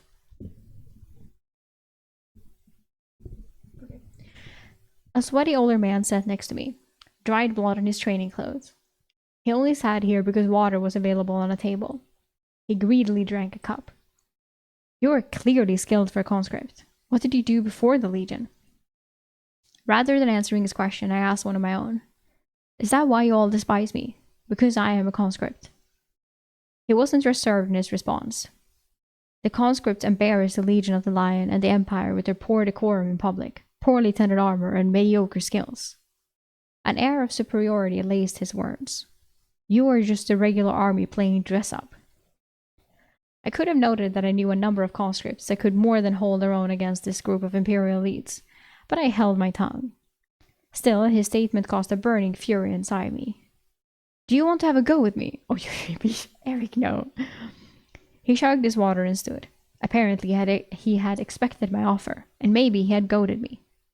If I remember correctly, he was ranked 4th among this group. Well, 3rd today, as he had moved up 1 circle since the Primus was not here. A few others paused to watch, and I sensed snickering gazes. This contest was meant to put me in my place like yesterday. Well, fuck that. After a few exchanges where we tested each other, I laid an air shield along the ground, causing him to trip. To his credit, he adjusted rapidly, but I still had a brief opening. He backed up, limping and studying the group that had betrayed him. He flashed glances among the crowd, thinking one of the others had caused his stumble. 3 men slightly shook their heads no, and a few shrugged, which told me many legionnaires had spell forms themselves. My opponent grunted and returned to face me, even more determined. As we continued, I noticed my shield arm getting heavier and heavier. It was not fatigue, so I assumed it was a spell form. It definitely was a slow-acting spell form. I loosened my forearm in the strap, and when it became an annoyance, I flung the shield at my opponent. Unfortunately, he was prepared for this, and my follow-up attack was blocked. He didn't let me reclaim my shield, and I was struck in the ribs with his shield while he blocked my blade. I had decided not to use the air shield again and conceded the fight. I waved off the healing mages, displaying annoyance. Like, Eric, you look like a... he doesn't look good, no? Does he? He's like, you wanna go with me? No, don't heal me, you fuckers. It's like, okay. I took a seat and pretended to brew the rest of the morning. I only needed to wash to improve my dreamscape afterward. If they continued baiting me into duels, I might get seriously injured from a spell form I was unaware of. The next few days blurred together. I would get my beating and give a beating with the Imperial Legionnaires in the morning, then attend Cinna's class to practice being a statue. The afternoon was spent working with Rena, Flora, and Livia. They would not be fighters by any measure, but could defend themselves against a single opponent and maybe make a lethal blow against an unskilled or unsuspecting opponent. Rena's favorite part of the lesson was breaking free from my restraining holds. Okay. Rena. Rena. I understand. I tried to keep the training both serious and fun. And I didn't mind her clear flirting. I may have reciprocated a little. Livia and Flora thought our byplays was cute by their giggles. I spent my evenings cooking both in the kitchen and in the alchemy lab, keeping Cinna happy with dungeon feasts and stocking my dimensional storage with hot meals. I even managed to make caramel bread for Cinna, recalling that she had wanted to try it when we hunted the hill giants. It was a regional dessert from Tinga, a type of monkey bread with caramel baked in and drizzled over it. I don't know what caramel bread is. I have no idea what monkey bread is, but okay. Sounds nice. Thought it was a bit too sweet for me. Cinna, Rena, and the mage aspirants apparently had a sweet tooth, so I had to bake it repeatedly to satisfy them. For alchemy, I focused on stockpiling useful powders. I ordered the myconid powder rather than making it myself. I accidentally ordered a cube of blue myconid powder. The blue spores were the best for concealing your scent. My mistake was ordering a cube, not realizing how much that was. A rack contained 12 vials, each containing about 1 cup in volume. A square contained 12 racks, and a cube contained 12 squares. An entire crate. Oi. Apparently, my order had angered quite a few people, as that was almost the entire stock of blue myconid powder in the capital. Cinna thought my error was funny, even though it had overdrawn on her chancellor's allowance for the month. She happily paid the overage just for the joy of annoying the Imperial alchemists. I focused on smoke pellets, blinding pellets, and sneezing pellets. These were some of the simpler powders to make and were usually useless if exposed to humidity. I wouldn't have this problem since I would store them in my dimensional space. All the pellets were made by making a paste, and then encasing them in a hard shell that would shatter when thrown. The powder would be exposed to air and rapidly catalyzed to produce a cloud roughly 7 feet in radius. The hardest part of the entire process was drying the pellets after encasing them in the special resin. If you dried them too fast, the shell would crack. Too slow, and moisture might be retained inside, making them useless. The resin was only osmotic for about 2 hours as it cooled, so if you failed to dry it in the time, the pellets would be useless. It made me briefly think bitterly of Lorene, who could pull moisture out of objects. She would have been good at this phase of alchemy. I think I had forgiven her for her betrayal. No. No. At least I could see why she did it. To improve her own standing. Still, it was hard to trust anyone because of it. The smoke pellets created a dense white cloud of smoke that had a pleasant almond scent. In windy conditions, it wouldn't last long, but I still saw value in the item. The blinding pellets were not true blindness. The spores clung to the cornea of the eyes, rapidly creating a thick mucus and blurring the vision of those in the cloud. What made this extremely valuable in my mind was that magical healing could not cure the condition. You needed to wash the eyes with water to clear your vision. The sneezing powder was smokeless, so the victim would not realize they were inhaling it. It caused the victim's nose to run and sneeze uncontrollably for a few minutes. The main use was to affect animals attracted by smell. Pairing the blinding and sneezing powders together would simultaneously affect two senses in a fight. In the back of my mind, I was hoping for a chance to spar with Constantine again and use the sneezing powder on him. A man needed goals in his life. That's the goal I stand behind. My time in the dreamscape was spent making large strides in my skill with the blade. As I continued to improve my partners, so did my own skills improve. I wished I could observe legionnaires with mastery in the spear. Sometimes in the dreamscape, I got too focused on swordplay, and I needed more time to study Earthspeak or practice with my strongest runic weapon. My Earth affinity had leveled off at 32 after consuming all the Earth essences, and I could feel the ability tantalizing close to imprinting when I did study the spell forms. I had also consumed the last 3 minor dexterity essences and 3 minor coordination essences. The only physical essences I had left were 2 major dexterity. I had several magic affinity essences, air, water, displacement, and illusion yet to consume. I was reluctant to go through the pain of unlocking air or water at this moment, so the illusion essences were next on the menu. Ignis had returned my resin-hide legion armor, which looked brand new and perfectly fit. I stashed it away in my dimensional space after scuffing off the shine. I was a conscript and took pride in that fact. Well, keeping my armor unpolished was a way to give the finger to the volunteers. I managed to figure out what some libraries in the tower contained, but I hadn't found them vacant to peruse the books. One library was dedicated to spell forms and combating others with certain spell forms. This library usually had a handful of grey and white robed mages studying all the time, even before dawn when I descended the steps. Another library contained even more valuable information: bestiaries. Each leather-bound book detailed a specific creature, detailing everything about its habitat, fighting tendencies, weaknesses, and strengths. The old curator of this library, who seemed to live inside, wouldn't allow a filthy legionnaire to touch her books unsupervised, but Cinna promised she would accompany me when she had time. Another library in another town contained a compendium of artifacts, found in its each artifact had its own manuscript detailing which dungeon it was found in and its functions. If it was not a dungeon artifact, it would provide the country of origin and the name of the artificer, in addition to details of what it did.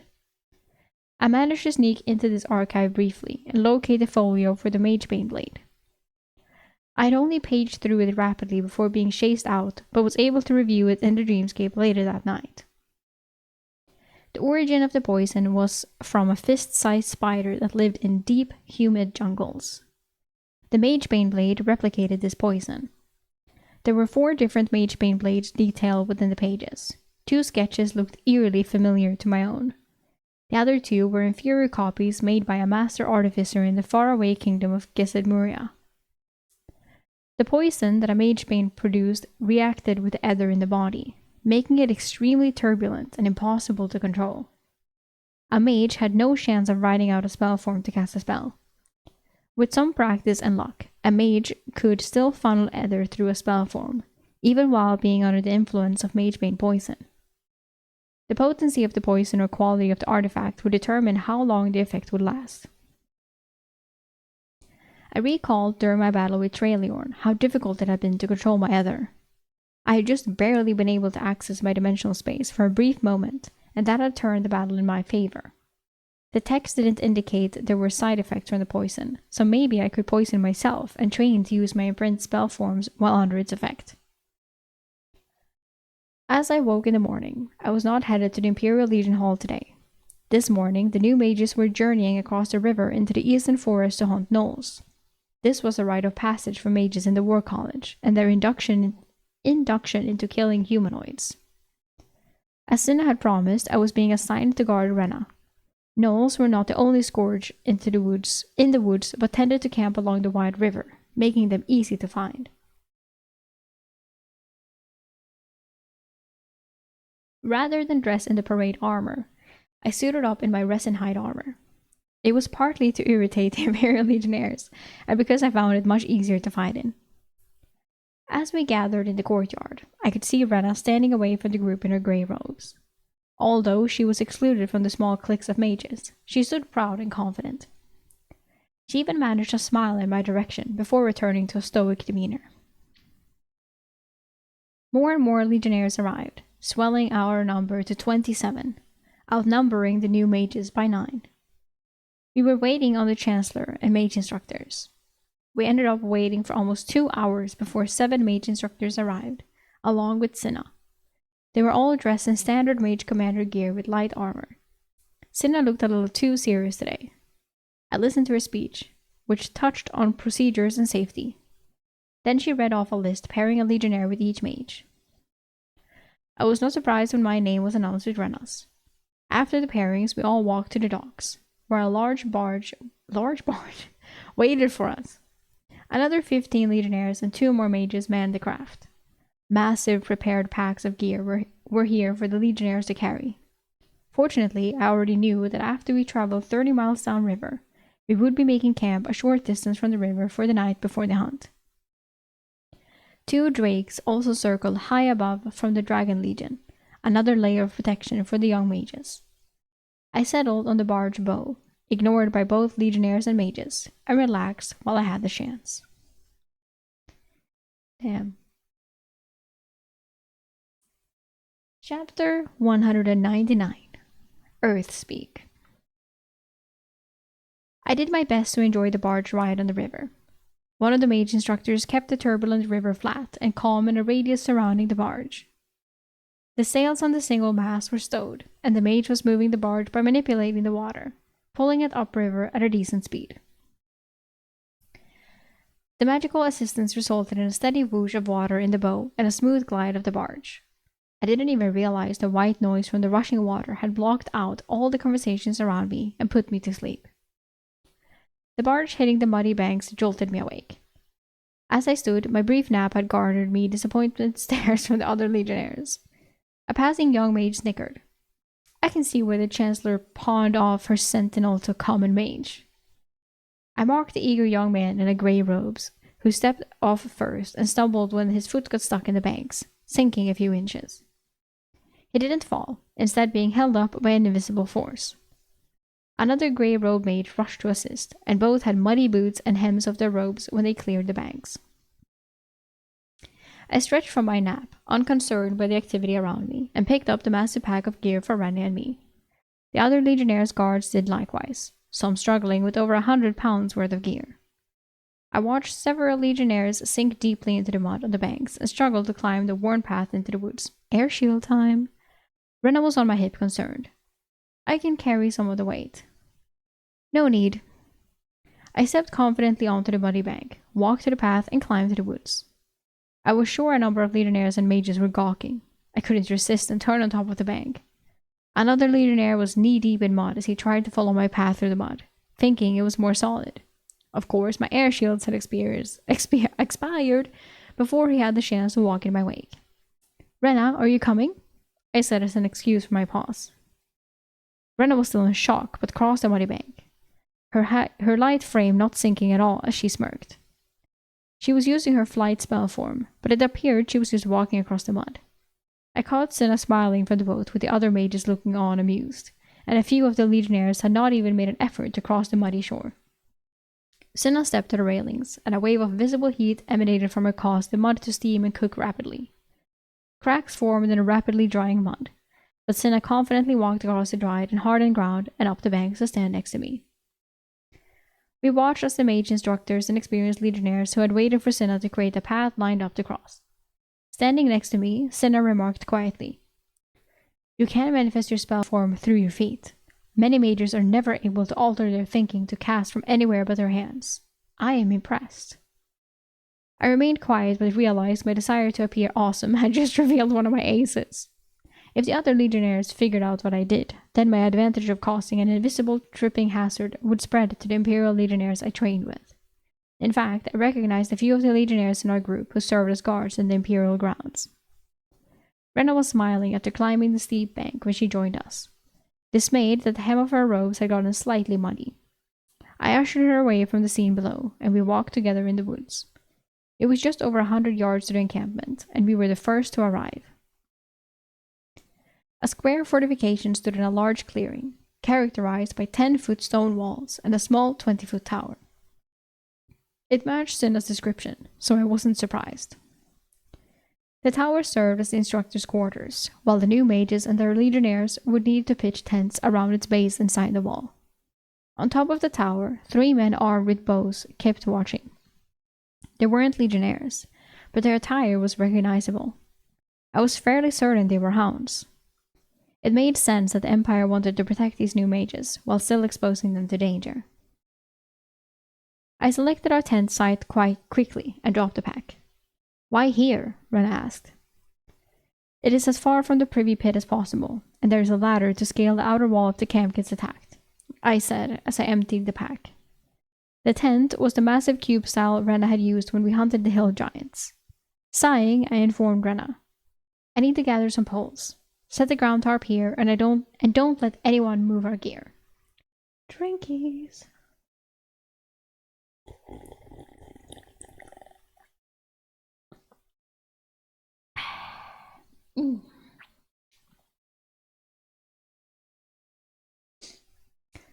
Part of this expedition was to see if any of the new mages had what it took to become mage company commanders.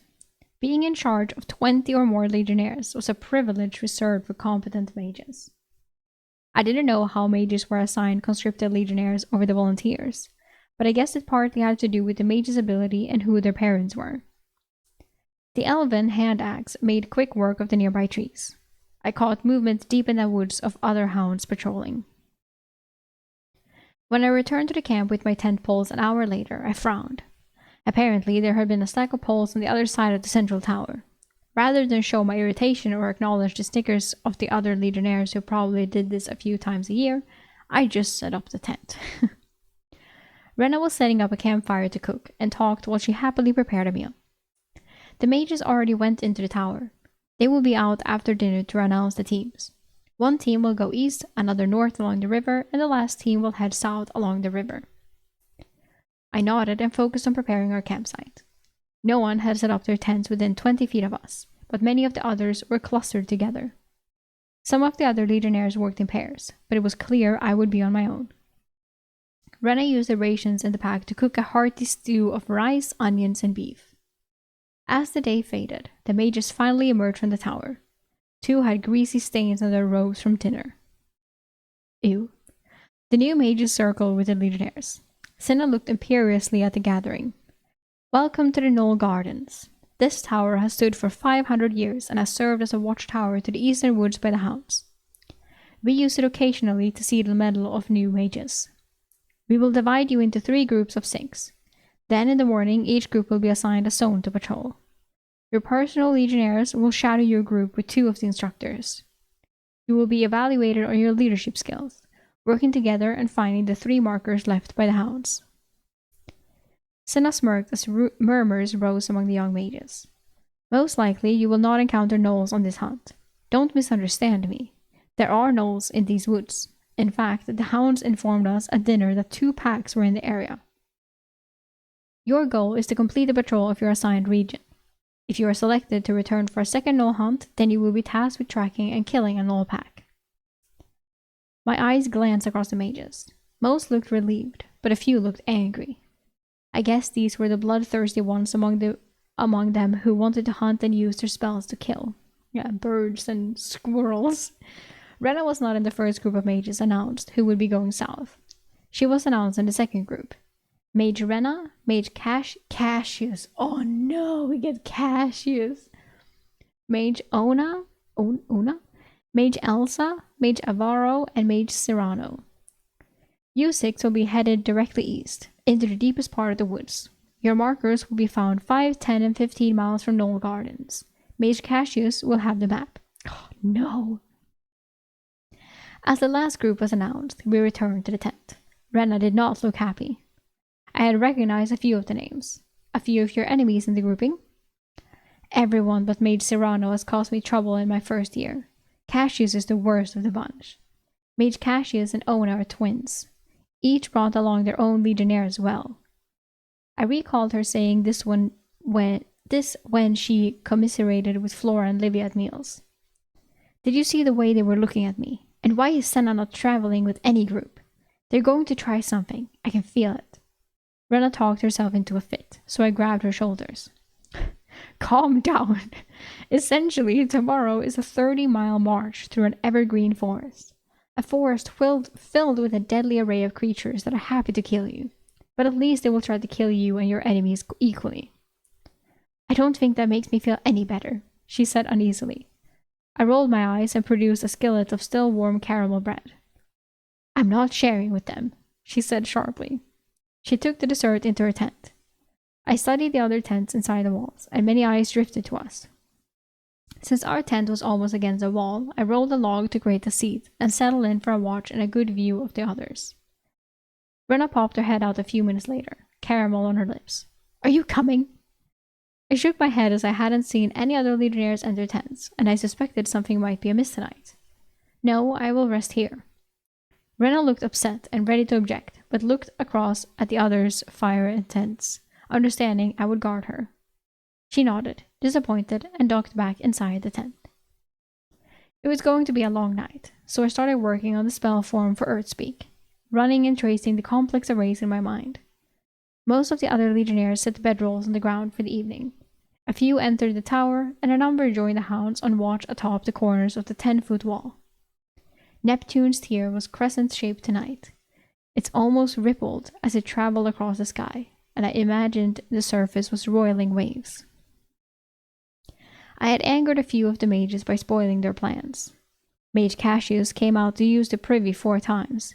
Each time he looked at Rena's tent irritated, as I still watched over her. At midnight, I took off my helm and boots to let my feet breathe a bit. My sock had a hole in the toe. That was annoying, so I pulled a new pair to my hands. As I switched socks, my bare feet rested on the ground, and I got a cold chill through my body as goosebumps raced up my legs. Then the ground got warm underfoot. My senses turned to my core, and I focused on the earth's aspect. It resonated with the ground underfoot. I tried to send my senses from my feet into the ground, but it was difficult to extend them past my body. I switched to focusing on the spell forms to create a medium to assist. Finally, it clicked after hours of focus. The familiar feeling of the spell form inscribing on my core. I was shocked that the sky was grey, as I was unaware of time passing in my efforts. I explored my Ether core and the new spell form, pushing Ether through and testing its abilities. A disorienting image returned in the back of my mind. It was a spherical, third-person view extending out a few yards from me. The flash of the image faded quickly. In my next attempt, I was able to hold the image and explore it. The sphere of awareness extended up the wall and deep into the ground. A large mole burrowed a few feet down, drawing my attention. I exhaled, letting go of the image. My third attempt was even more successful, as I filtered out anything that was not alive. Hundreds of insects were buried in the soil in hibernation for the coming winter. 2 snakes were in small burrows just outside the walls. The mole was moving slowly through the earth, likely looking for dinner. A hound walked the length of the wall above me, frozen in time. By my 9th use of the spell form, I had a decent mastery of it. The largest issue I had was my flesh needed to be in contact with the earth to use it. The spell form worked by sending out a pulse of earth ether from where I contacted the ground, returning an image of everything in range. I could sustain the pulse, investing more ether, or examine the initial feedback as a static image. It reminded me of a bat's echolocation. I was going to say like a dolphin, but yeah, a bat. I immediately thought of, a dolphin. I estimated the range of the ability was about 25 feet. A good distance that could be improved if I raised my earth affinity higher than its current 32. It was going to take some more practice to get comfortable with the ability. I needed to find a way to make it useful in combat as it stood right now. I couldn't divide my attention between the real world and the feedback from the spell form. All my testing had mostly depleted my ether, so I produced the summoner's ring and stealthily put it on under my gloves. It was the first time I had worn it, and I didn't feel any different. The ring was supposed to improve my ether channeling, doubling its effectiveness. I tried to channel a wisp of ether into it and gasped, holding back a surprised yelp. My ether channels flared in enhanced pain as the ring enhanced the flow of ether into my body. The ring's effect magnified the unpleasant ether burn I had. It was not horrendous, but it would take some getting accustomed to again. The enhanced pain might also help train my ether tolerance further. I was reluctant to wear the ring in the presence of the true mages for fear they might have a means of detecting it. I assumed even Cinna would lust after such an artifact.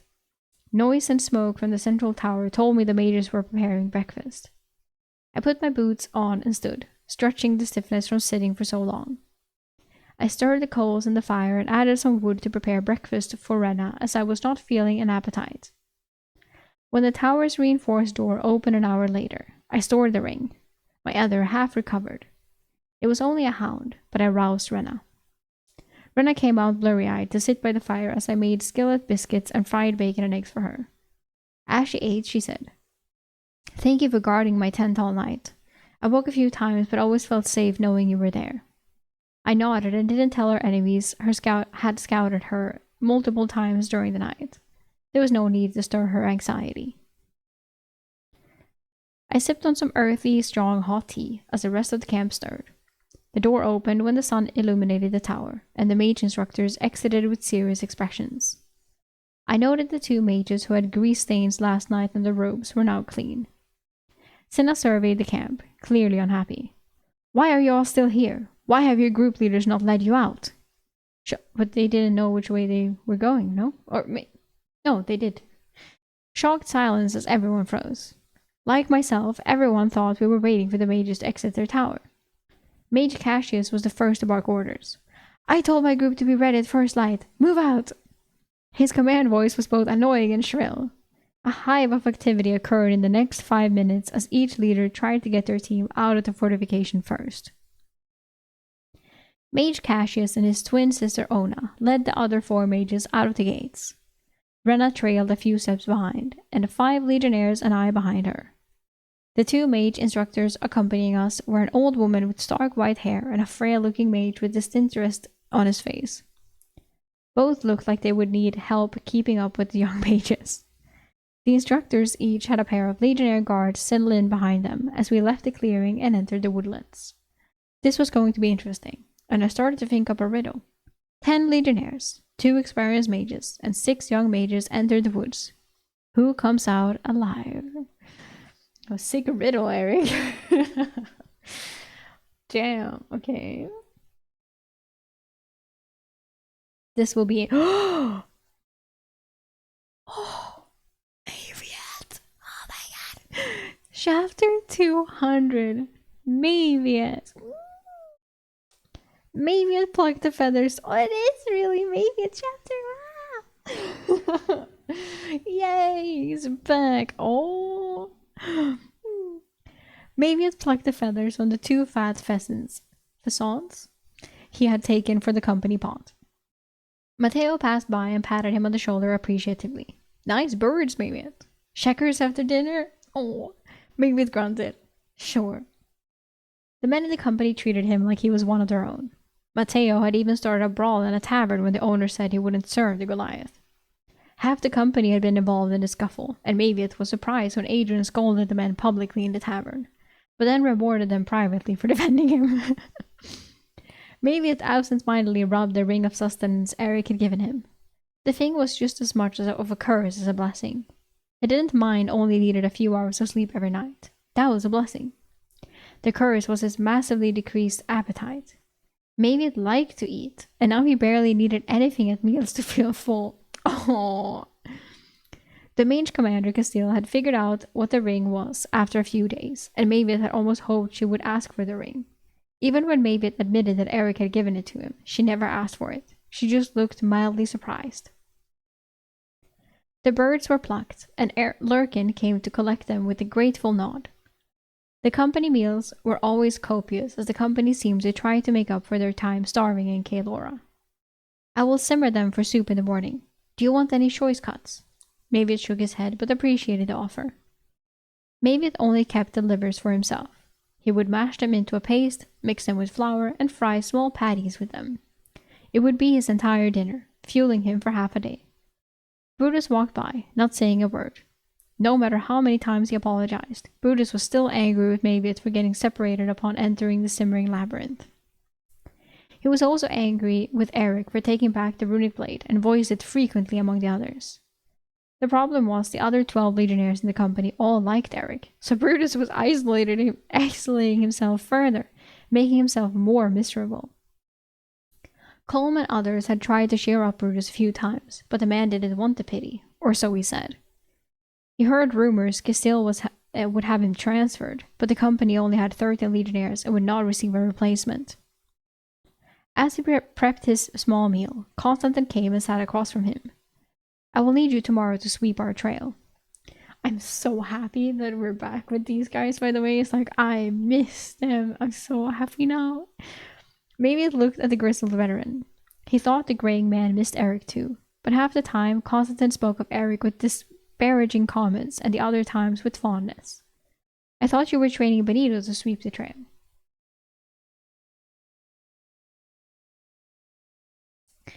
Constantine grunted. After a week, he still can't tell the difference between bear and human shit, even if he was the one who squatted and made the mess a few minutes ago. Maybe it rolled his eyes, a habit he got from Eric. He heard Benito was slow at learning, but Constantine also lacked patience. When Constantine showed you how to do something, he expected you to understand without being told again. He reasoned that if you forgot something at a critical time, it could get you or a companion killed. I will do it. Are we going to hunt tonight? Maviot asked hopefully. When Constantine realized Maviot didn't need much sleep, he dragged him on hunts for large game early in the morning. The meat was not for the company, but for the next village where they would test the youth. Although people of this far west were not starving, the price of food had almost doubled, and winter was starting. I didn't see elk tracks today, Constantine said, but seeing Maviot's frown, added, but maybe we can find a buck or a doe. Maviot nodded and Constantine left. After his minimalist dinner, he played checkers with Matteo and Willie before settling down on his bedroll. A passing, cold, misty rain caused several legionnaires to curse in the middle of the night as they hadn't set up their tents because the skies had been clear. Maviot found the cold mist refreshing as his other ring shielded him from feeling the cold. Another hard-won gift from the labyrinth. Eric had almost been killed by the blizzard lizard that had rewarded it. The blizzard lizard. Constantine approached a few hours after the camp had settled. Maviot sat up, Constantine shaking his head in annoyance. Maviot thought the veteran was annoyed with him, since Maviot needed less sleep than him. Constantine did take perverse pleasure in waking others from a deep sleep. Maviot's bow was in hand as he moved from the camp silently, letting the others sleep. The hunt went well. They had settled near a noisy stream a mile from the camp, and a small buck and large doe had come to drink in the moonlight. Constantine took watch at elevation, while Maviot used his runic skinning knife, prepping both kills to be transported back to camp. Maviot hoisted both animals easily and returned to camp with Constantine following. It was early winter, and most predators would have moved south or would be in hibernation. Even though it was well before sunrise, the company roused and helped cut and salt the 2 kills. The magistrate erupted from his tent, cursing again at the early morning noise. Adrian turned away from the ranting man to hide his smirk. Maviot had to admit he didn't like the White Road magistrate either. I have forgotten who this is and why he's there. He complained about everything and never helped when they camped between towns.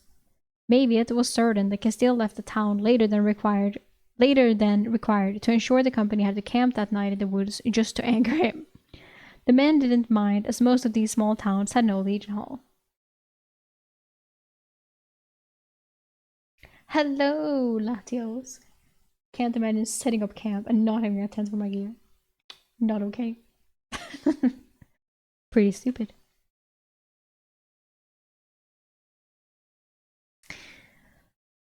Firth had whispered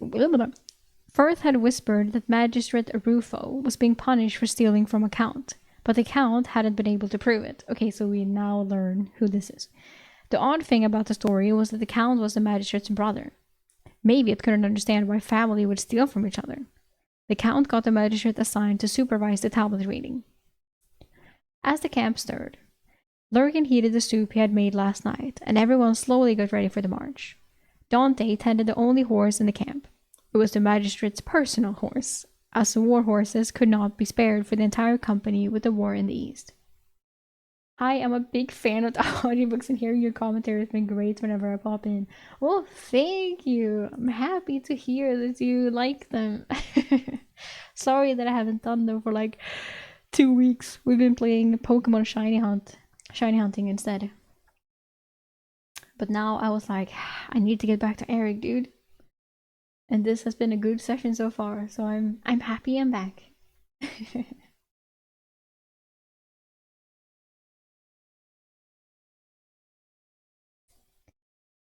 As the company returned to the road, Mayviet lingered in the camp.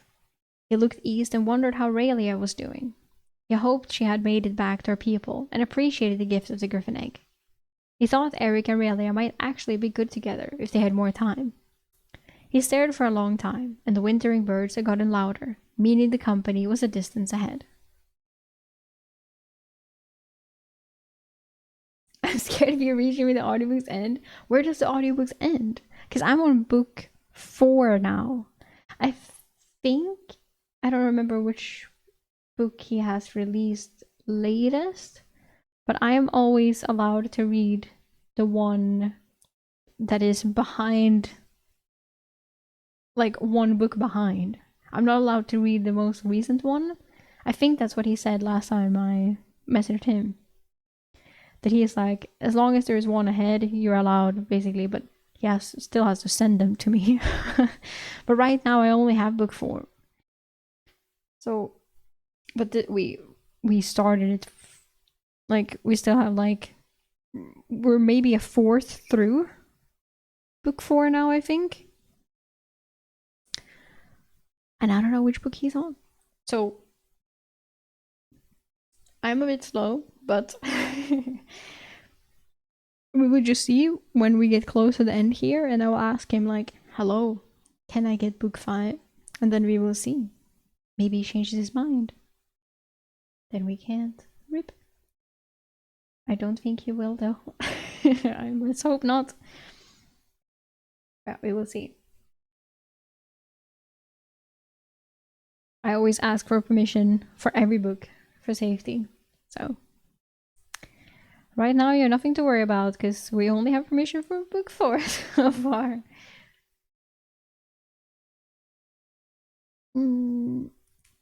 Maybe it released a long sigh and settled into following them. His job was to make sure no one was following the company. Castile and Adrian were worried the company was a prime target as most of the men now carried runic weapons. They were also traveling toward Duke Octavian's lands, an enemy of Castile. So far, every testing in 6 villages, nothing had happened. The morning walk was boring as Mayviet moved alongside the road. 3 farmers with laden carts headed east to sell their harvest for a substantial profit. Maybe it took a moment to warn them about Baron Bonavita.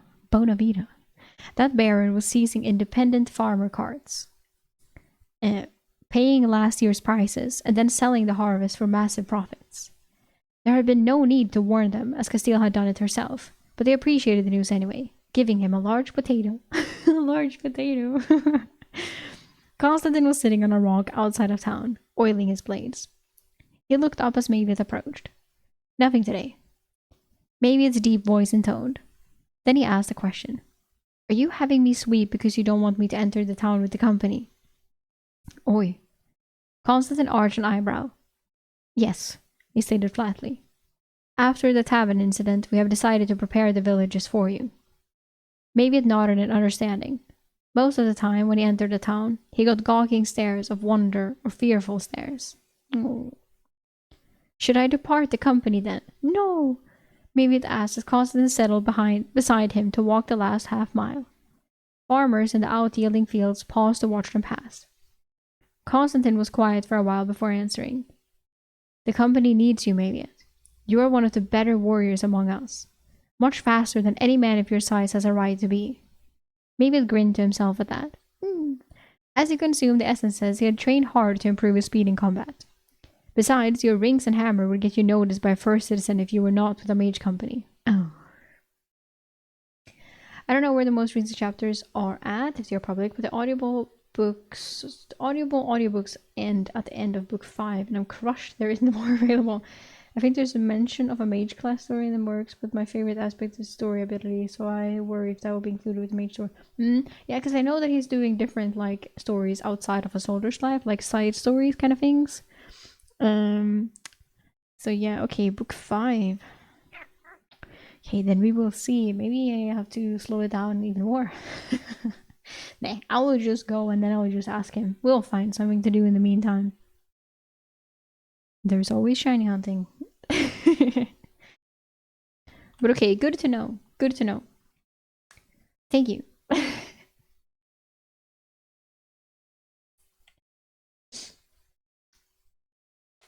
Right. Gladiator's Life, I remember that. World Sphere, I had forgotten. Yeah.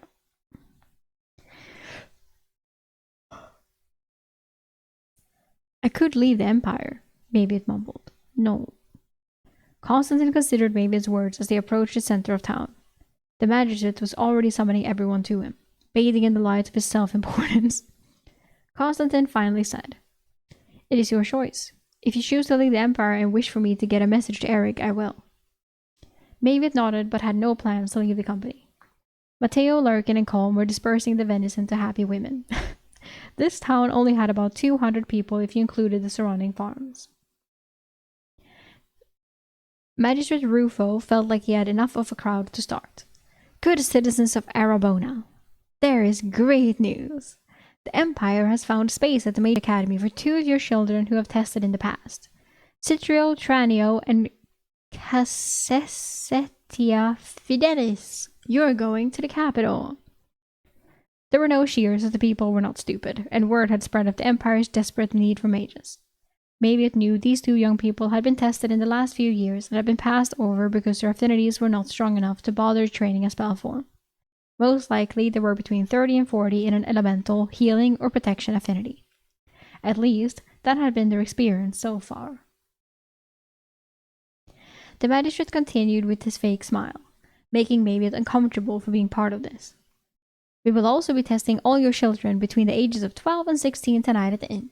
His smile was genuine this time as Castile shifted her stance. Maviot noticed Castile's displeasure. Normally, she had them start the testing immediately to be on the road to the next town. The magistrate was clearly delaying the testing to ensure he stayed in an actual bed tonight. At least the ire of the village was focused on the magistrate and not Maviot. The magistrate droned on about the process and benefits of being part of the Telian Empire. Maviot had stopped listening. Later that evening, Maviot was standing behind the magistrate inside the tavern at his insistence. He wanted it to appear that the imposing Goliath served and protected him. A narrow table in front of the magistrate had the tablet. The new porter, Legionnaire Mallory, had been carrying it for the magistrate. It was all he could fit inside his small dimensional space. Cringe. The fidgety Mallory did not fit well into the company, as he was constantly compared to Eric. His subpar spear skills, smaller dimensional space, and inability to stay awake on watch all led to others in the company teasing him. Maviot had tried talking to him and getting him to play checkers, but Mallory was either afraid of Goliaths or didn't like them. Oh, I love how everyone is comparing, like Eric's sister X had left them or something like, "Oh, I miss Eric. I remember he did this. Like he was so nice to me." The only good thing about standing behind the magistrate was that Maviot would get to see all the testing results from the affinity tablet. A long line of nervous children and teens lined the tavern. Townsfolk huddled against the walls in support of them. The dense sea of humanity gave the tavern the scent of the working man. It made Maviot's nose itch a little. Maviot smiled at the first child, a young girl with large blue eyes and fine golden hair that shimmered in the light of the tavern. She tilted her head, curious at the Goliath that the magistrate read her name. "Corinna Aparo, 14, daughter of Major Dominus Ilario Aparo?" The girl nodded firmly, and the magistrate smiled creepily. "Oh, okay. Good. Grasp the sides of the tablet. I will supply the other. The girl took the tablet in her hands, and the magistrate activated the tablet. Maybe it watched the numbers appear. Only 2 affinities showed a non-zero number. The magistrate was disappointed as he announced, "No marketable affinity." The girl had a 7 in air and 3 in healing, a very typical reading. The magistrate whispered to the girl, "We can test again when I return and you are 15 and more mature." Castile shook her head disapprovingly nearby. Even Maviet knew it would likely not grow any further. Affinity is typically manifested during puberty in humans, which is why testing is usually conducted for just 15 and 16-year-olds to ensure they have started adolescence. Once it manifested, that was your affinity for life, unless you could purchase dozens of extremely rare Apex affinity essences. The testing continued as 21 young men and women were tested. A farmer's daughter was the first to show an affinity above 10. An 18 in the lightning affinity paired with an 8 in the air affinity. The magistrate was getting frustrated as he dismissed the girl. 2 others, a large young man and his younger brother, showed an affinity of 12 and 10, respectively, for the spirit affinity. He scribbled the names down and their affinities. The healing spell form they could imprint would be extremely weak, but might be needed. Seeing he was finished, he stood. "Unfortunately, none of your children have satisfied the Empire's requirements to attend a mage college, but an army captain will be coming by this winter to recruit your strongest boys to defend the borders." He paused for dramatic effect. "The Empire is offering a 50 silver enlistment bonus. There is also the possibility of joining the Legion of the Lion." He paused to wave his hand at the half-dozen men of the company standing in the room. Only Benito waved back at the crowd. "Citrio Tranio and Cassestia Fidelis will be returning to the capital with the army captain as my important duties are taking me into the other direction. Thank you for being so cooperative," he said curtly.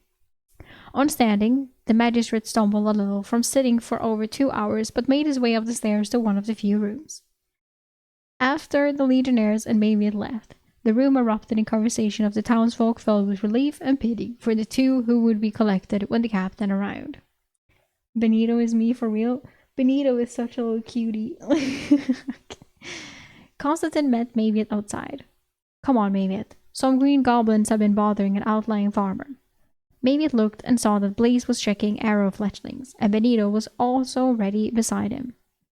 This was not the first time Constantine had dragged a few of the company on a personal quest since they left the capital. Maviet could see why Eric found Constantine so demanding. The man never took time to relax. He checked his runic hammer hinge on his belt, made sure his runic skinning blade was secure, and moved to join them. Hell yes, side quest. I wonder if we will be I wonder if we will be able to stay with them for the next chapter. I will not check. I hope so, but then of course I also want to be with Eric. Like, of course, like Eric, main character and all that. But this only makes me feel more that, like, of course, Eric will meet Maviet and the company again. Like, otherwise they wouldn't be a part of the story, or like Realia wouldn't keep being fucking mentioned. Like, he will meet all of them again. So that's why I also want to just stay with Eric so we can get there faster, you know, in a way. Because they're like, oh, I want him to come back. But, of course, I enjoyed this a lot as well. Like, I like the little, okay, now take a break from this. Here are the others. Yay! You know, like, yay! Good anticipation. Yeah, exactly. So in a way, I want to go back to Eric, but I also just want to stay with these guys because I know them and it's like, oh, I like them. But we will see next time.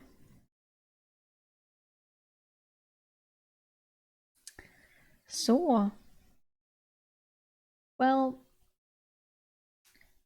Dog Cam was better, but you also know that for the last 2 chapters, where has she been? She's been at my feet. She hasn't been here in so long. At this point, I was like, okay, so if I'm reading, she's like, okay, I will lay at your feet. As in, like, is that her spot for reading? Any other time when I stream, she hasn't been here. Like, I swear to God, even on my, like, when I'm not streaming, she hasn't been on the fucking pillow next to my feet. I'm amazed. She knows. I swear to God, she knows. And she also knows. Oh, because now she left. Now you will see her probably. If she doesn't. No, there she is. Yeah, not right next to the bed. Oh, that's where you want to be. Yeah, I bought this big ass bed for you. Now I want to be next to the bed on the little rug. Yeah.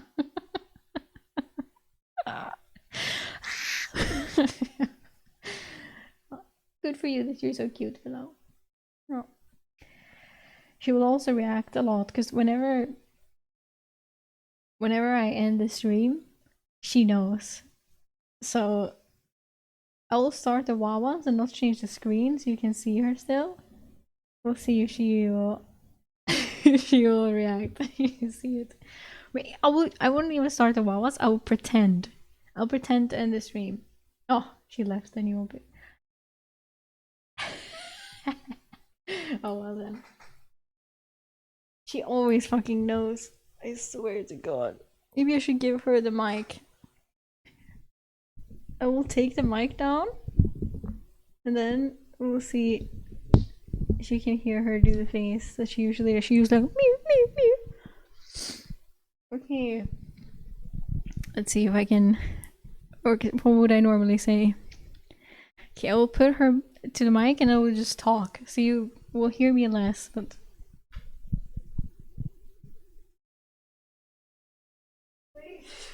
this is so awkward.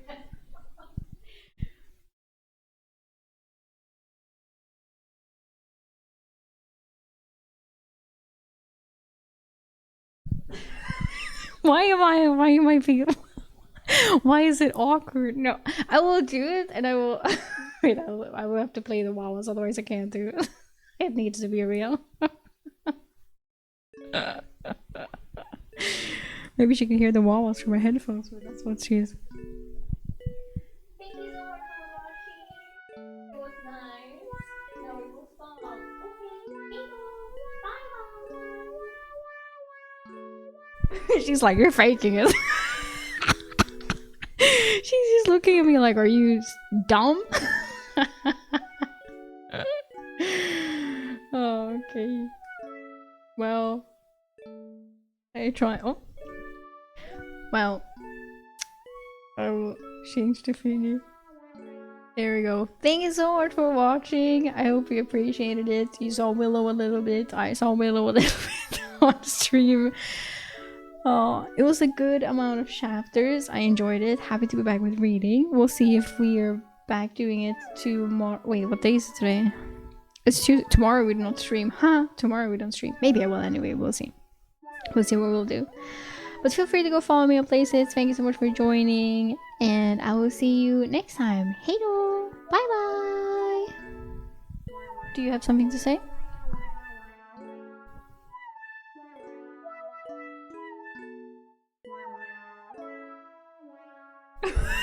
She just sniffed the mic. Okay. Hey do. Bye bye.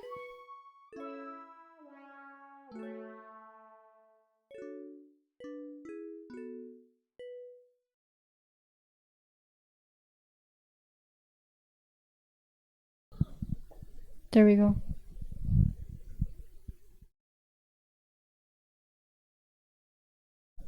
Did you want to say something? Do you have complaints? No?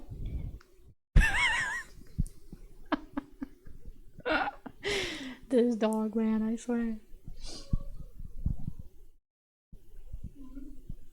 You complaining? No. Okay. Now we end. Okay, bye.